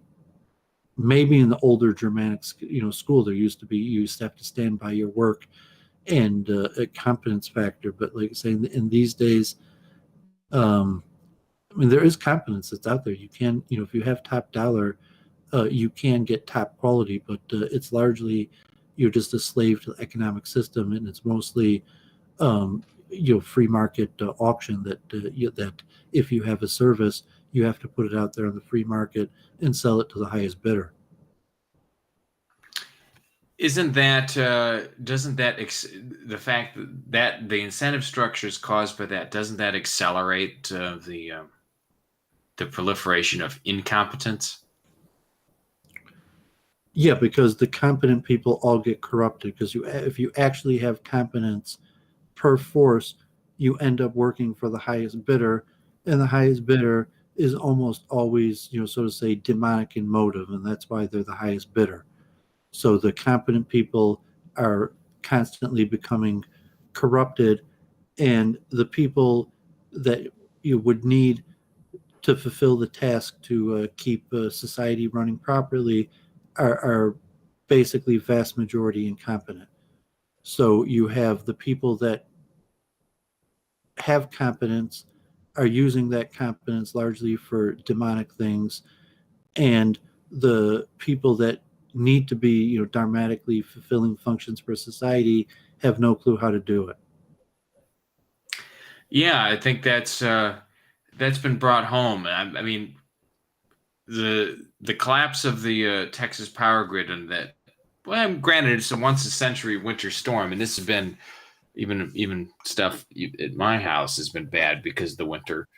Um, it's pretty it's pretty sobering to see just how fragile things are, and how reliant we are on such a small group of hyper competent people to be working to maintain systems in a certain way and for the right reasons. And it's funny when you would see all these people from Texas on news events like, why can't they just turn the power on? Yada yada yada, and they're freaking out because there's water gushing all over their houses and stuff. And it's like, I think we've lost a sense of awe in front of our technology and how complicated our infrastructure is. And it's not just magic where you flick a switch and lights will automatically go on. There's a lot of work that goes into that, both historically in terms of inventions and presently in terms of maintenance and adjustment that goes into making these systems function optimally. And the sad thing is, because we've been such a efficient society that maximizes profit via these debt-based monetary instruments, we've forgotten that we need to build out for resilience and think very carefully and have a vision for how we use and deploy infrastructure. And the fact that we don't have that anymore is, in that people are now, maybe in a few cases, are coming to a realization of it, maybe a little bit too late, is just kind of a sight to see. Let's welcome Glenn. So you're welcome to stay, Gandalf. But if you were going to sign off now, I was going to sign off right about now anyway. So thanks for having me on. I'll be in touch with y'all. I've been sucked on Normie Book for a couple weeks for I don't know what. So I'll find a way to contact you all pretty soon. But thanks for having me on. It's good to catch up with you. Things have been a little rough around here, but it's always good to hear your review of my book. But I've been writing it since, so maybe I should send you an updated version. Yeah, send me an updated version, and I'll get back onto that. But thanks for coming on, all. Gandalf. We'll talk to you soon. And I wanted to welcome Glenn to the show. And Glenn and I have known each other for a while. Hey, and we've talked about a whole bunch of different things. And he shared his. I forget what it was. I want to say poetry, but I'm not sure if that was the right word. And also, you have had a fitness milestone. You were telling me you, how much weight did you lose there? We can't hear you at the moment. Your audio's not connected at the moment, Glenn. It doesn't say you're muted, but you have no sound. If you figure that, I was trying to tell a quick story, but Gandalf I thought was funny, related to.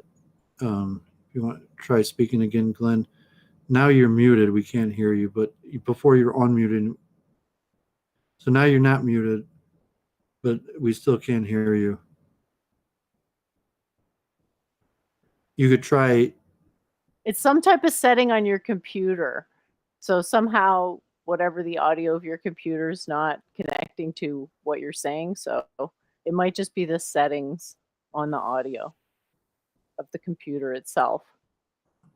Or maybe the settings on Google Meet. I don't know. I'd have to be there. But yeah, Glenn was going to tell us a poem that he made. Maybe I'm using the wrong term there, but he made a piece of art consisting of words, and he was going to share that. I was excited to hear it. And like I said, he lost some weight, and I wanted to congratulate him for that because it's always nice to see results when one goes on to a path of self-improvement. So yay, Glenn, and we're sorry you can't get your audio figured out, but hopefully it'll be connected. You might want to try at some point to just rejoin, but it's hard to tell what's wrong with your computer without being there. So yeah, Doovid, you and I can just chat, I guess, until hopefully he gets his audio figured out. Yeah, so I was thinking this. I used to joke with my Indian friends at the temple most of the time, like we're doing dishes together, and kind of like the system of competency and capitalistic norms, where if you have the competency, people that had the IT skills, at the end of the day, you're going to get a check, and you could do whatever you want with that money. And so if you were an Indian engineer coming to America, and it doesn't matter, people may or may not like you, they may or may not want you here, but there'll be a job, and if you do it, you're going to get a check for it, and you could do whatever you want with that money. You could go to the God forbid, to the strip club, you could go to the casino, or you could practice. You could give it to the Hindu temple, or buy a house or a Mercedes, or whatever. But the system is designed that there's going to be some hyper competency, like Gandalf was saying, that you display some hyper competency in business, finance, engineering, computers, in order to keep the corporations running, and you will get a check that will largely correspond to that competency level. And it doesn't matter whether people like you or not. Like we're saying, like discrimination against Indians in America, that sometimes you're saying, like, okay, don't get invited to all the parties, and people don't think you're cool and awesome, because maybe God forbid, racism. However, you're going to get a check, and there's very little restrictions to what you could do with that money. And that's the system that keeps America running. In terms, like, America's more than just that, but in terms of the infrastructure, the majority of and that doesn't just refer to Indians. I'm saying, like, I've said, joked and told people that probably maybe even hundreds of times. It's like I probably said that to tens of people hundreds of different times, and I thought it was important. I think it's true somewhat, from that level, and saying, like, make that money, to a certain extent. Like, yes, like, people may or may not think you're cool, but like here in America, like, eventually, if you could do the job, like, you'll get paid, and there's not going to be restrictions on what you can do with that money. And it's an important lesson, but it's really an impersonal, unfriendly system that is probably conducive to the decline of the empire in a way that, no, we're not going to be able to fix our infrastructure. That all we're going to be able to do is pay more and more money to hyper competent people to put band-aids on it, and the competency level to run the system is actually decreasing, and the decline of the infrastructure, unfortunately, is accelerating. It's God forbid, unfortunate to look at, but karmatically, like, it doesn't mean that mankind is necessarily, like, the apocalypse is coming. It just means that the current infrastructure was not sustainable, and it's unclear what will the new infrastructure be. And I did a stream on that, like, for phasing in driverless cars or electric cars, to say that that no, like, the infrastructure right now is faulted, and will not lead us into the next 50 years of humanity. We need a new infrastructure, and it's going to take a collapse of the current system in order that we stop trying to put band-aids on this currently outdated infrastructure. And like my mother just got a new stove installed, and it has an app because of the Internet of Things. It's real. And now you could control your stove from an app, and it has internet on the stove. Mm-hmm. And it's the direction of technology. And but at a certain time, the old infrastructure and the old system, it's unfixable. It has to collapse. And, even the U.S. government, saying the federal government said like the federal government collapsing isn't necessarily a bad thing. It just means like we can't keep on pushing this failed system, forcing it to work. That something has to give, and like maybe the observer effect on free will, that saying that we can't really stop the previous karma from the consequences of the previous karma. So you recognize, oh, well, this is the previous karma, and this is the effect that's going to have, and I'm part of it. Like I just recognized it. But there is somewhat of the observer effect, and if you're a believer in the divine, you say like maybe even the power of prayer, like you recognized the previous karma and it's bad and it's going to lead to bad things. But maybe the power of prayer could change that, or some special spiritual mantra or practice or something could actually have some superpower effect to raising you're rejecting that. I'm just giddy with excitement that you would even entertain the idea. So I giggled like a schoolgirl.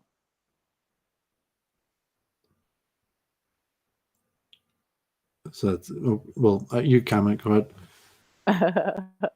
I'm really disappointed that Glenn could get his audio connected, but maybe next time, and we could hear your composition. I'm just going to call it a composition because I forget exactly what it was called, and I can't go into my messages right now because my computer gets hijacked by the stream. So yeah, it's fascinating. No, it's exciting when it's like, oh yeah, you're talking about it. Danish Varadas, we actually did a sound check a few days before the stream. So just saying, Glenn, if with Jennifer and you've known her for a while, and you're thinking about coming on Weekend Review or streaming, maybe it pays to do a sound check, first. And even when we told Lowell, and we meant to talk about Charles Moskowitz, but have you been in contact with Lowell for a few weeks now? Nothing. He said he was thinking about it. I'm looking forward for his show to come back.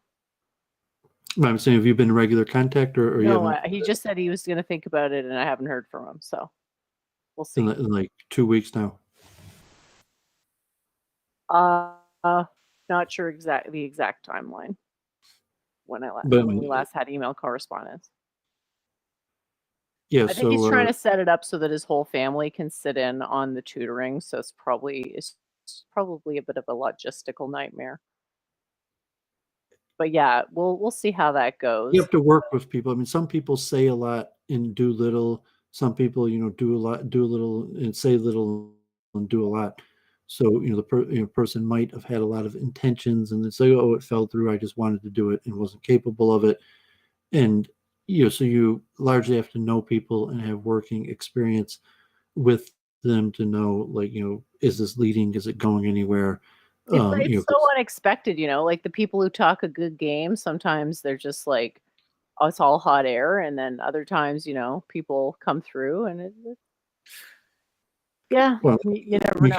It's greater karma that it's, that it's manifest. It's like, money is karma, to say like, when you start making sales, it's going to be a person, like that ends up purchasing the product. But it's a greater karma that could make that more or less likely. But yeah, Charles Moskowitz, is having certain. Brian Keating had the exact same issue, and I think it was the same issue both times. So there appears to be a problem when you're streaming 2 times on the same streaming address from different, because you know the restream thing, how it's like meant to or like diffuse or multiplex your broadcast to a bunch of different streams. I think what's happening is that they've got a double. Like they've got 2 shows scheduled with the same YouTube code. That was extremely long-winded. I apologize, but I was trying to figure out the issue, and the same thing happened on the Peter Schiff, Brian Keating show. And it was because he was streaming to a different link than what it was originally scheduled as. Or sorry, different stream link. Yeah, I mean, so just like networking and streaming, like working together with Lowell, unless, like a good idea, hopefully that will come back, maybe in like 2 weeks now, hopefully we'll be, Root and Branch will be back Mondays and Wednesdays, and hopefully we'll still be working together with them. Nothing's changed. Whether, Lowell is going to use Jennifer's services for,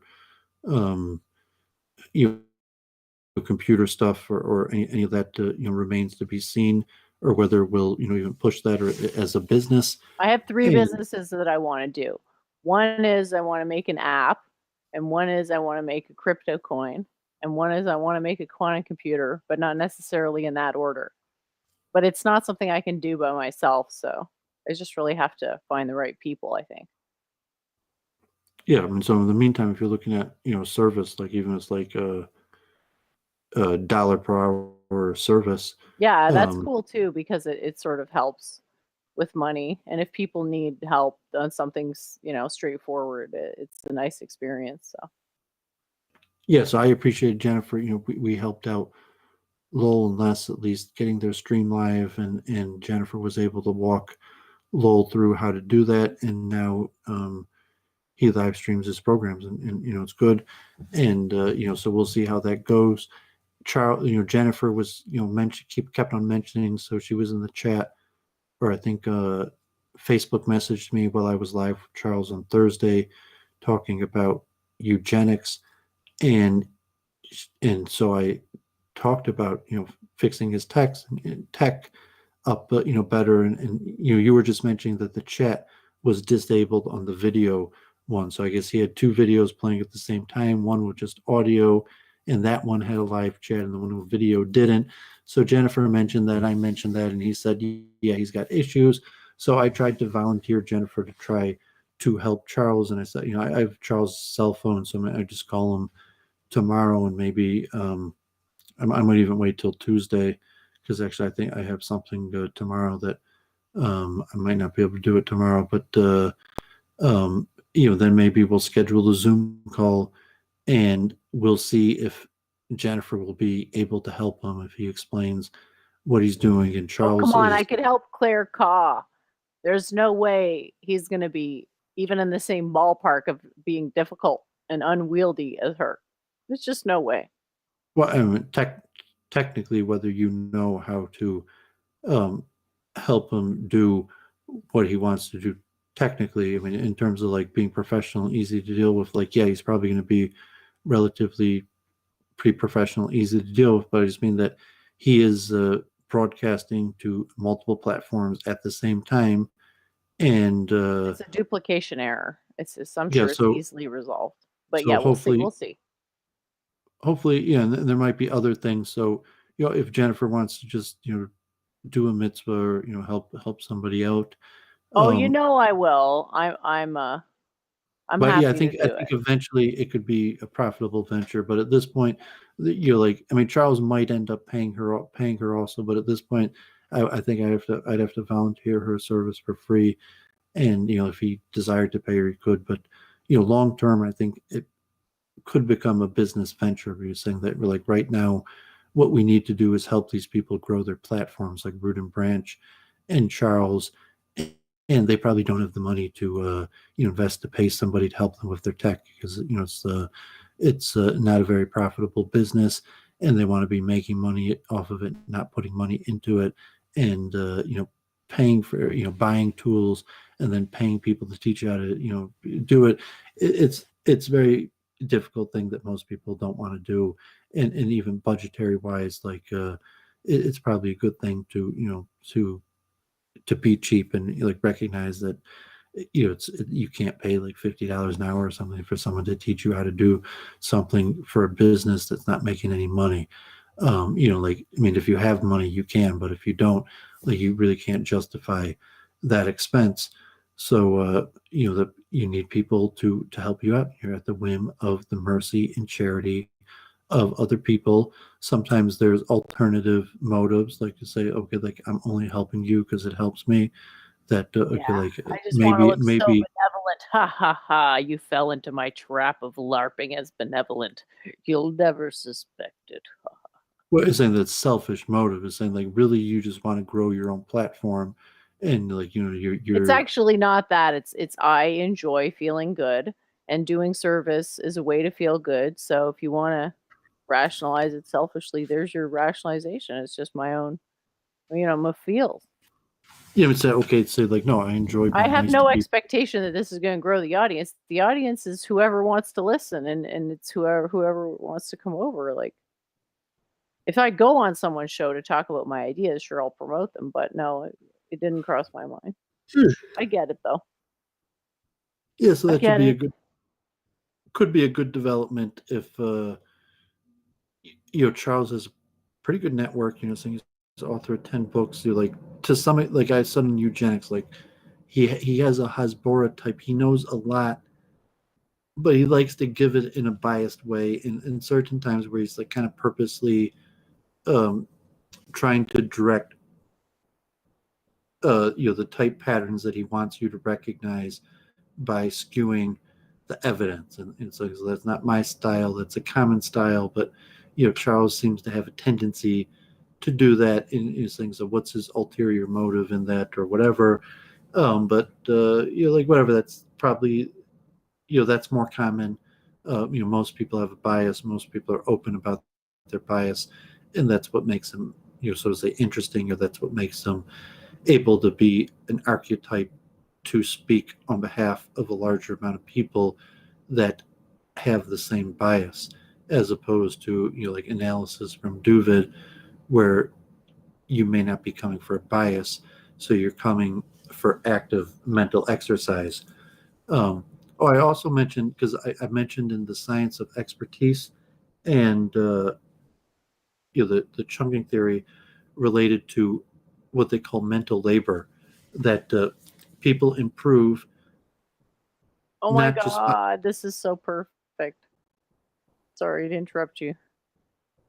not by practice alone, but it has to be mental labor that like a person has to push themselves further than their comfortability level, and that practice level leads to self-improvement.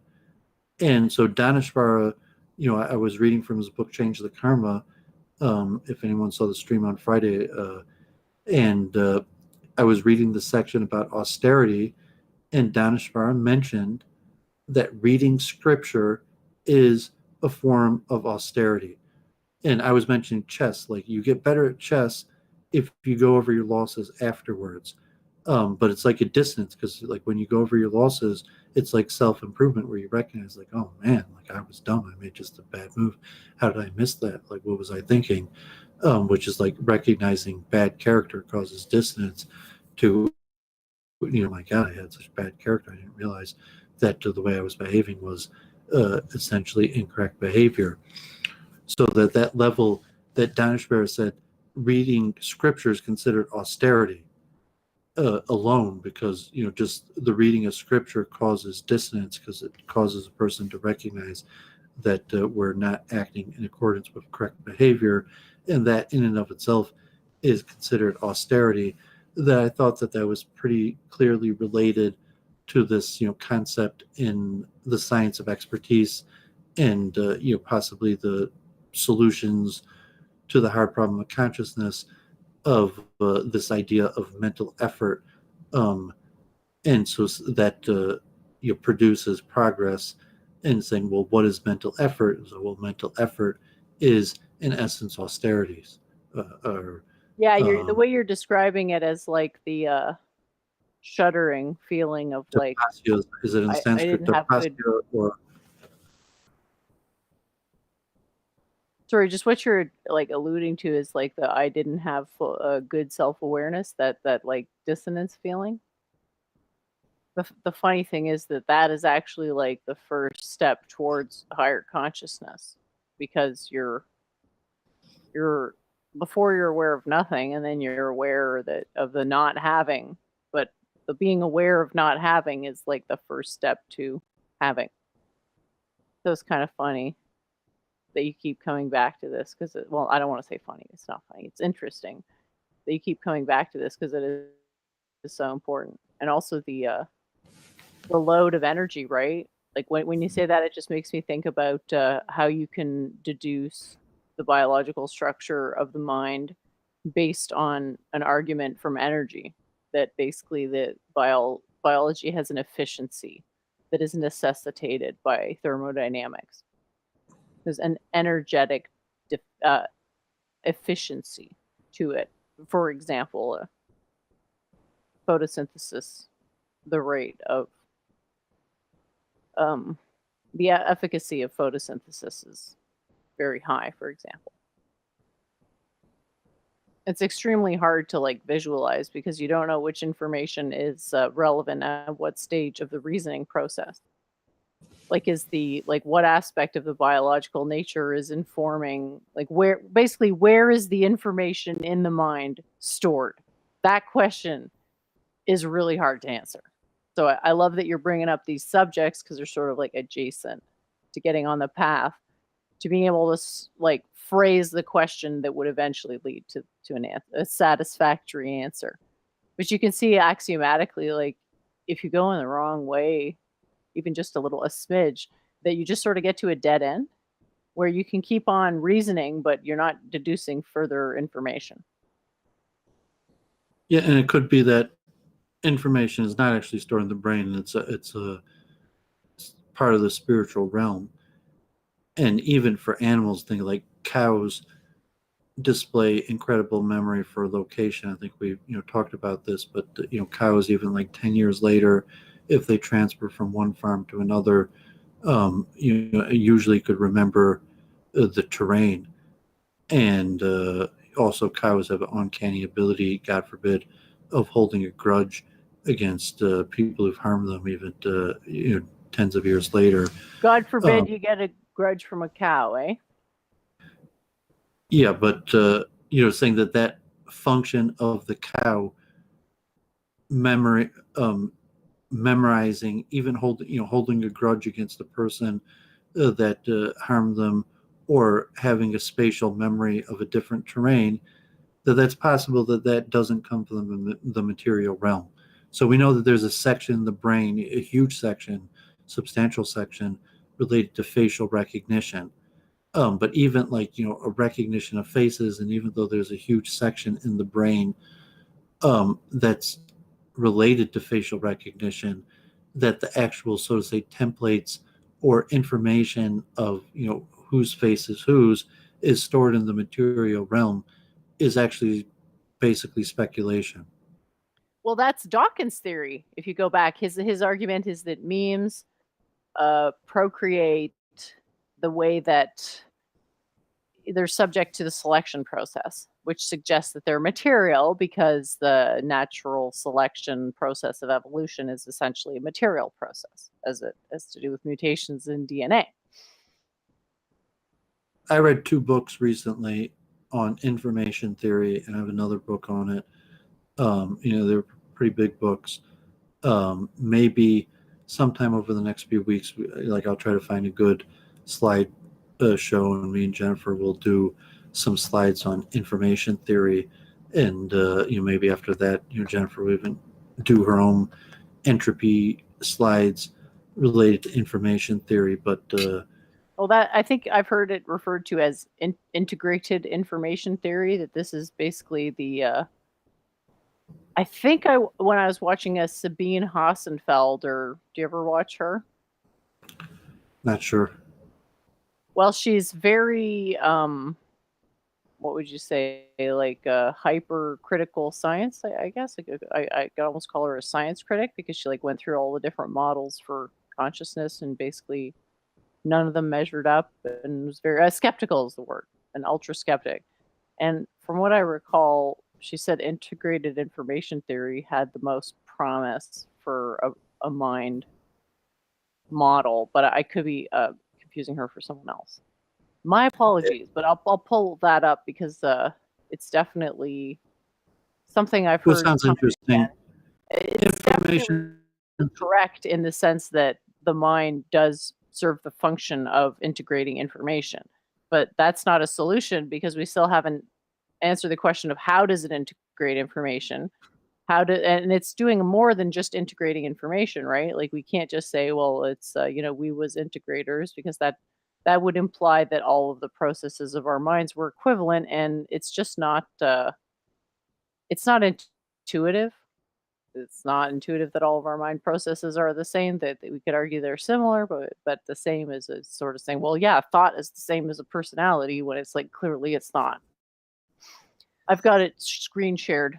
Is this what you're referring to when you said you wanted to do a show on information theory, or is information theory something else?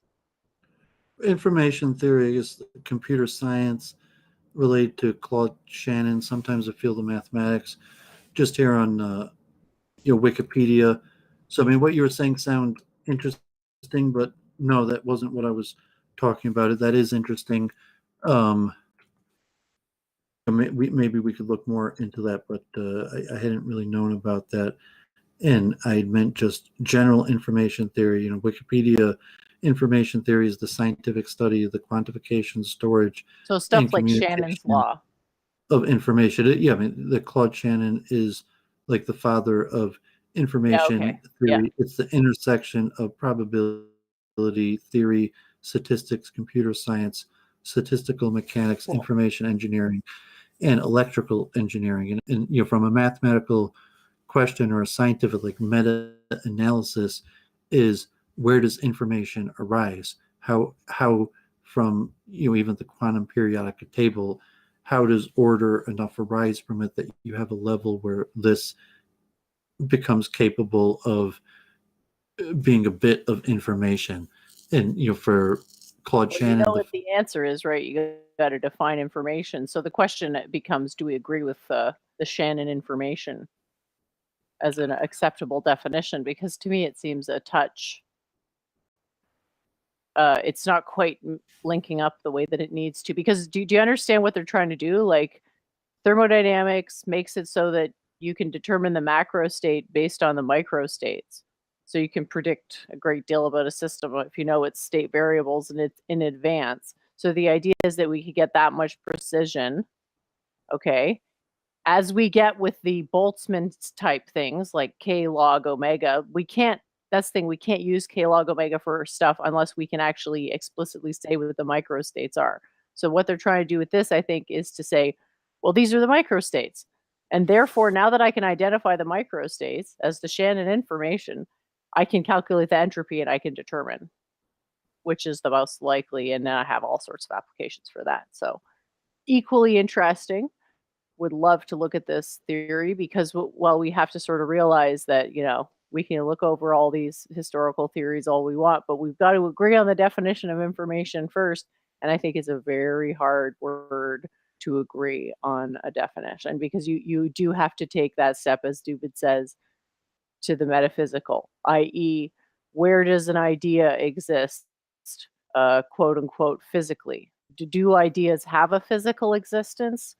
Or is the physical existence of an idea representative of some metaphysical or archetypal existence that is apart from the material universe, in the sense that the material universe is subject to change, whereas the archetypal realm is not? So ultimately, information, see, the fact that we don't do this metaphysical distinction means that basically information is meaningless to us. We can't strike a boundary between information and other things because we're neglecting the metaphysical. We're not invoking the existence of a metaphysical realm at the beginning of the reasoning process. If we do, though, it's very easy to say where information comes out. But even now, I sort of struggle. I'm at a loss for words as for a definition of information that's general enough and specific enough to actually prove the point. What do you think? Because information is not the same thing as data, but it's not really clear why. Yeah, so you're at a level of the engineering level, like Claude Shannon computer science, and if you look at entropy as information from a level of a computer producing something useful in a theory, a logic that could be used to create circuits and mechanistic processes that work, versus something, so to say, that is true scientifically, that's correctly describing how the material world operates. And I mean, because information theory assumes like entropy, and that it's limited, that so information theory, that the entropy of a random variable is the average level of information surprise or uncertainty inherent in the variable's possible outcome. The concept of information entropy was introduced by Claude Shannon in his 1948 paper, A Mathematical Theory of Communication, and is sometimes called Shannon entropy in his honor. As an example, so I mean, you could see and anyone who knows computer science, but read a little bit more. The basic idea of information theory is that the information value of a communicated message depends on the degree to which the content of the message is surprising. If the event is very probable, it is no surprise and generally uninteresting. When that event happens as expected, hence transmission of such a message carries very little new information. However, if an event is unlikely to occur, it is much more informative to learn that the event happened or will occur. And so the information content of an event, mathematically, also called the surprisal, is a function which decreases as the probability of the event increases. And so this ends up following a generic entropy equation. So that you're putting some sort of, here you call like surpriseness, or a probability distribution of what information means. And so from a mathematical level, Claude Shannon helped develop what we call information theory. And from an engineering level, it works. It's true. We have computers that operate successfully, largely based on this science. And then if you're going to look at it from some level, like I call chunking, and to say that is there a template of chunking to call like a chunk a template of information, that a chunk is a single unit of information, or is a chunk just a chunk? And to think of it as a single unit of information is essentially inaccurate, even though due to the limitations of the human mind, because we have the limitations of short-term and long-term memory, we have to work with things like in a chunk, so it's like information compression. You're gonna, because of entropy, you're gonna lose some information when you compress it, and just due to the limitations of the human mind, we have to go through this chunking compression process in order to accomplish more mentally. But from a scientific true level, they're saying chunking may not actually contain unique information. Well, how are we defining information? Because if we go back to the periodic table tells us that there's a certain information that's embedded in the universe. And then the question is, what is that information? And the answer is, it's the measurement limit. It's 3 + 1. So the way that we're saying that maybe information doesn't actually exist. So we move to the point to say, I'm not saying it doesn't exist. I'm saying you have to define it as to what it is and what distinguishes information from data, because Shannon's not doing that. And that's where you're gonna fall short of a unified field model, because the universe does contain non-trivial information. And if you're not taking that into account, your model's not going to land on the landing pad.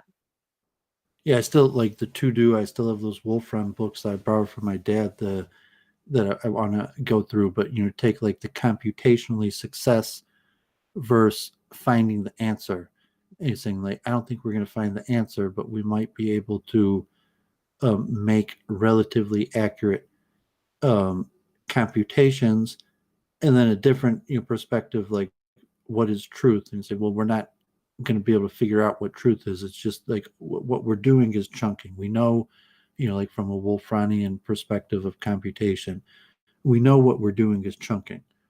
What that means and whether it's true or not, and the greater implications to the cosmos is possibly beyond our understanding. But yeah, we just say the fundamental chunker is 3 plus 1, and that's accurate. It's just very difficult to understand conceptually what the fundamental chunker means. But I think it can actually help you think better if you see it for what it is.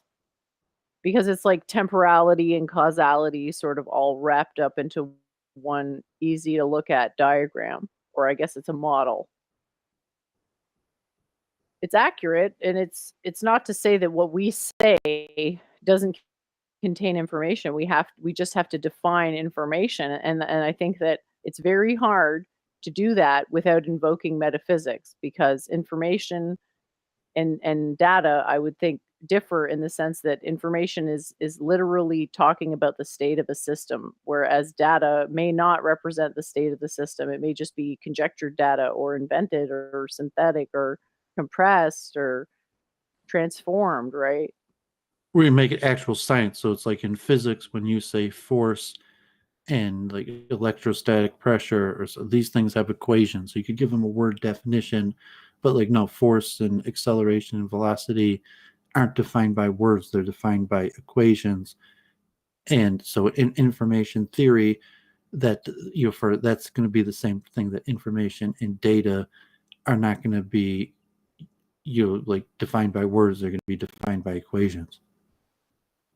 Well, what I'm saying is that whether we make a distinction between information and data is going to change the form of the answer and the intelligibility of the usable information therein. Yeah, so from the science of information theory, you're saying like, no, it's going to be like velocity and acceleration. Information and data are going to be technical terms, and they're going to correspond to different symbols in an equation. So it's going to become important because information is going to be I, and data is going to be D, and they're going to do different things in the equation. So it's not just going to be a word game anymore. No, but if you're talking about how things really work and what the precedence is, like what comes first, literally, and you assume information doesn't arise until later on, that's incorrect. Because arguably all the information is actually just reformalizations or linearly dependent on this 3 plus 1, this fundamental piece of information. Like you could argue that from the purely objective perspective, that everything is just a recombination of what's in the periodic table, which is itself just a 3 plus 1.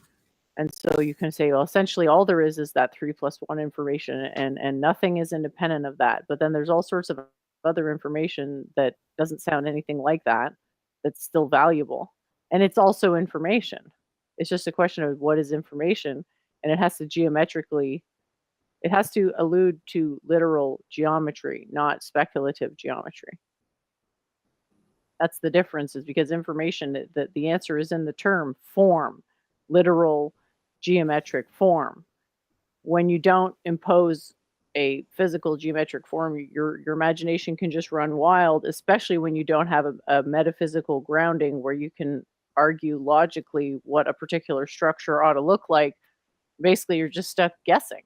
And you get stuff like Richard Dawkins, where it's like memes are evolving. And that implies that the memes are physical. Well, no, memes are ideas, so they're metaphysical, which means that their existence is of a completely different nature. It's an integral nature rather than a differential nature. Material realm is differential. everything is about observing contrasts, whereas the archetype realm is everything is about integral constructs, with the fundamental integral construct being the sphere. And everything else, father, mother, every single word construct, all that other stuff derives from the fundamental universal construct.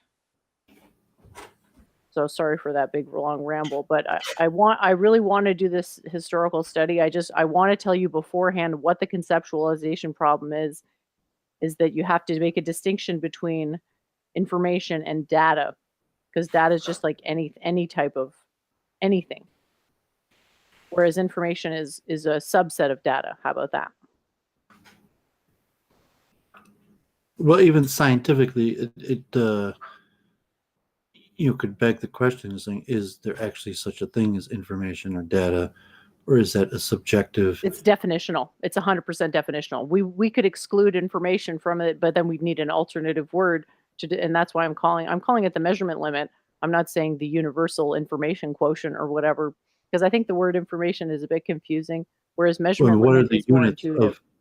What are the units of information? It would be space-time as well. Because the periodic table is a space-time event. Information exists within material space, or you're going to postulate no. I mean, that's like the hard problem of consciousness. It's axiomatic. I could say information is in the material or the supermaterial. I would argue that the best way to say is that information is completely undefined, and you could argue either way. We take the Platonic argument to even say that information cannot, in fact, exist in the material realm. If information exists, it exists in the spiritual realm. I think the argument for Platonism is that all information in the material realm is derivative of the spiritual realm, or the archetype realm, or the monad, or whatever you want to call it. That is, again, that whether that's true, it always depends on axioms. So it's true if you accept the axioms, but it's not if you don't. I would argue it's a better worldview because it is essentially compressing your thinking into the best way for it to be arrayed, because most people think within too small of a range, so they overheat. So if you have a conceptualization of something greater than yourself, the heat of your mind is transferred away from the part where it's going to burn, and it's more diffuse, and that's just a better way to think. So it's a purely biological argument, or a purely biological argument can be made in favor of what you call like archetypal idealism. You could call it proto-Platonism, but I'm just sort of trolling when I say that. But it's a basic, it's the metaphysics of natural science, or how metaphysics is integrated into physics, because there's no such thing as a physical measurement without metaphysics. Even in Western science, that still has its own metaphysics, whether they use it accurately or not, but it still has, some type of presumed structure upon which these measurements are taking place. And that's essentially what an axiom is. It's the context for your measurement. So the question really becomes, what is the best axiom for the context of this particular measurement? And from my own observations, the best axiom is to axiomatize the entity of space-time, because if you axiomatize space-time, everything resolves to being a space-time event, aka a waveform, and those all abide by the measurement limit, which is 3 + 1 possible waveform reductions per order of magnitude. And the way that I convey that truth is through the periodic table, where it's that same information. That's the thing that transcends it is the information. The information in the periodic table that shows how it's arrayed is the same information as that dictates that we experience the way we experience 3 dimensions and time, 3 + 1. That those two things are the same information is underlying both of them. Does that help? So maybe the information construct is important as the thing that unifies the measurement limit across different orders of magnitude. So I guess I have to take back what I said. Awesome. Yeah, I was dozing off and falling asleep. So you want to wrap up? Yeah, that was a really great show, and sorry it got too much into the weeds with Vincent. I just I don't know. I feel like he's really not focused on what he should be for self improvement. I don't know. Maybe I'm just worrying too much for nothing. He's got to make his own choices. It was fine. If you enjoy, that's fine. Just took a break, and glad Gandalf came back, and Glenn is welcome next time. Send us that if you're someone who knows Jennifer already, and wants to come on Week in Review, maybe just do a test run. If you could schedule it, it doesn't have to take more than a minute or two to test the sound, and that way you don't have to test it live. But so once you get that working, we'll talk and hear what you have to say. Yeah, great idea. I should have done that. I didn't have any way of. I wanted to actually. I just I couldn't get in touch with Glenn earlier as he deactivated his account. So no problemo. And I'm And not sure if I'm going to call Charles tomorrow. I'll try to call him Tuesday. I'll be around. I'll be able to hop on. I'll message you on Facebook and see a little bit. Yeah, maybe I'll text him or call him tomorrow and just ask him if he wanted to. I'll tell him that Jennifer said she's willing to help out, and then we'll schedule a call. I'm not sure if he'll want to do it right away, or somehow it'll end up getting pushed off. I don't know what kind of schedule he keeps. But maybe if depending, I'll do it tomorrow, but it's all likely it'll be Tuesday. Looking forward to it. I'll sign off. If you want to ramble or preach a little bit more, feel free. And everyone, thanks for tuning in. Have a great week. Looking forward to future, and keep on advancing these ideas, and blessings to everybody. Have a great week. You too, Doooovid. Talk to you real soon. Yeah, truth and doubt. I don't know what your point is here. So the perpetual doubt. Well, what's the end goal with that? Just to say nah to everything? So, if it's always just going to be shooting everything down, like Howie, I'm not super interested in these pushbacks. It's like, I'm telling you something that took me a long time to come up with, and I'm very confident in it, and you're just dismissing it for what? To believe that you're somehow original or smart? It's like, come on. It's called good faith. You get an opportunity to talk to someone who knows about this stuff, can explain a lot of stuff that a lot of people can't, and instead it's just, oh, well, stuck in a perpetual observation of materials doesn't make it true. That statement is fucking worthless. Asserting negatives, almost always worthless. The only time you should be asserting a negative is when you're going to follow it up with the correction, That's wrong, this is right. Otherwise, it's like a fart hanging in the air. You want to be the conversational equivalent to a fart hanging in the air? Or maybe think about, wouldn't it be nice if Jen could read a complete sentence rather than just random words written for no discernible reason? I don't know who Josha Bach is, so I can't comment on that. I'm not really too familiar with that many people, because you got to realize, for me, it's not about people, it's about ideas. And so people are, anecdotal to the evolution of ideas. Even great thinkers, because the set of ideas is just larger than what any one person can hold. And it's more interesting to me than individuals. But if there's somebody you think I should know about, feel free to let me know. But generally, I just like to answer questions for people who've been thinking about mysterious, sort of tough to ask and tough to answer questions. And I like maybe people aren't ready to get to a full answer quite yet, but I like at least putting them in the driver's seat for getting to, and these other methods of like constantly being an egghead and ultra Debbie Downer, depressing, you're polluting the commons. Like there's a party going on, you're coming and you're just pissing on the floor. It's like, well, and you're like, well, I have to piss, so I'm gonna do it on the floor, and it's my human right. And it's like, in no universe is that guy not a dick. Yeah, like I'm not super interested in the ideas of random people either. Like, no offense, I care about the ideas that I think are important. So if you want me to look somebody up, just be like, this person talks about, but even if they talk about something that you think I like, I'm probably not gonna be interested in what they're saying, because why would I care? No offense, but why would I care? Okay?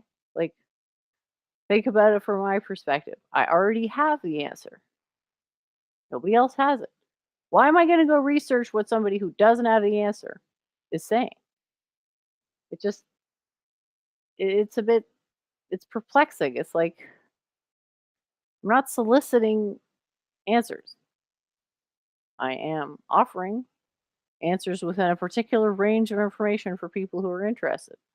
And otherwise, I enjoy having the meta-analysis conversations with Doovid and others, because it's like, it actually does improve the quality of thinking because we're on good topics. So stop, please stop trying to pull it off the good topics, and ask yourself, like, why are you on the stream? And if it's not for a good reason, maybe you should go to a different one. And if you don't know why, maybe you should think like, okay, maybe I shouldn't be a dick, and maybe I should make the situation better rather than worse, right? I listen to arguments. I've done a meta-analysis of the arguments. I have not heard anything remotely close to anything that I would ever care about, and I can actually tell you what my criteria are for caring about stuff. So I feel the burden of proof is on you. If you think there's something that's just I absolutely have to know, well, let me know what it is. But most of these contributions are a pittance. It's just like mind-boggling. It's like, take a step back, and just think about yourself. Do you want to be disgracing yourself in public, or do you want to use opportunities to talk to people? That's the way I look at it. It's like an opportunity to talk to someone that you probably wouldn't be able to talk to otherwise, and that's cool for its own sake. That's I hope it's clear that I'm not interested in people or links or anything, unless there's something specifically that I need to do with regards to that thing. I care about arguments. Is there a better argument out there? It's pretty clear that it's not going to happen at this point. Why would you think I'm curious? I am curious, man, but like, I'm curious about the consciousness stuff. That's mostly self-study. So I sate my curiosity with self-study. And I hope everybody gets a chance to dip their toes into that. So there's a limitation in how much energy your mind has. I like to be curious about the inner workings of my own consciousness than curious about what some random person said.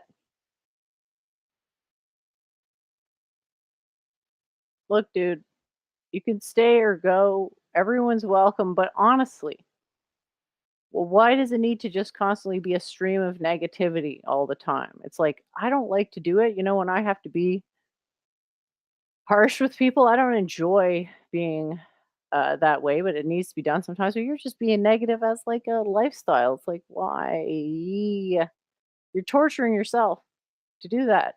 Like, why? And then by speaking it out loud, or by typing it out, you're spreading it around to everybody else. You're polluting the commons. It's like, come on, guys, let's not. Oh yeah, you give me ideas. Yeah. No, you don't. Okay, wipe those illusions out of your heads right now. I do not give a shit unless you can challenge me on my ideas, disprove them, and present a better theory. Which, newsflash, you can't. Okay, you cannot. You do not even know what it would take to start to do that, let alone do it. So just get the idea out of your head right now that you're, quote, helping. I'm helping.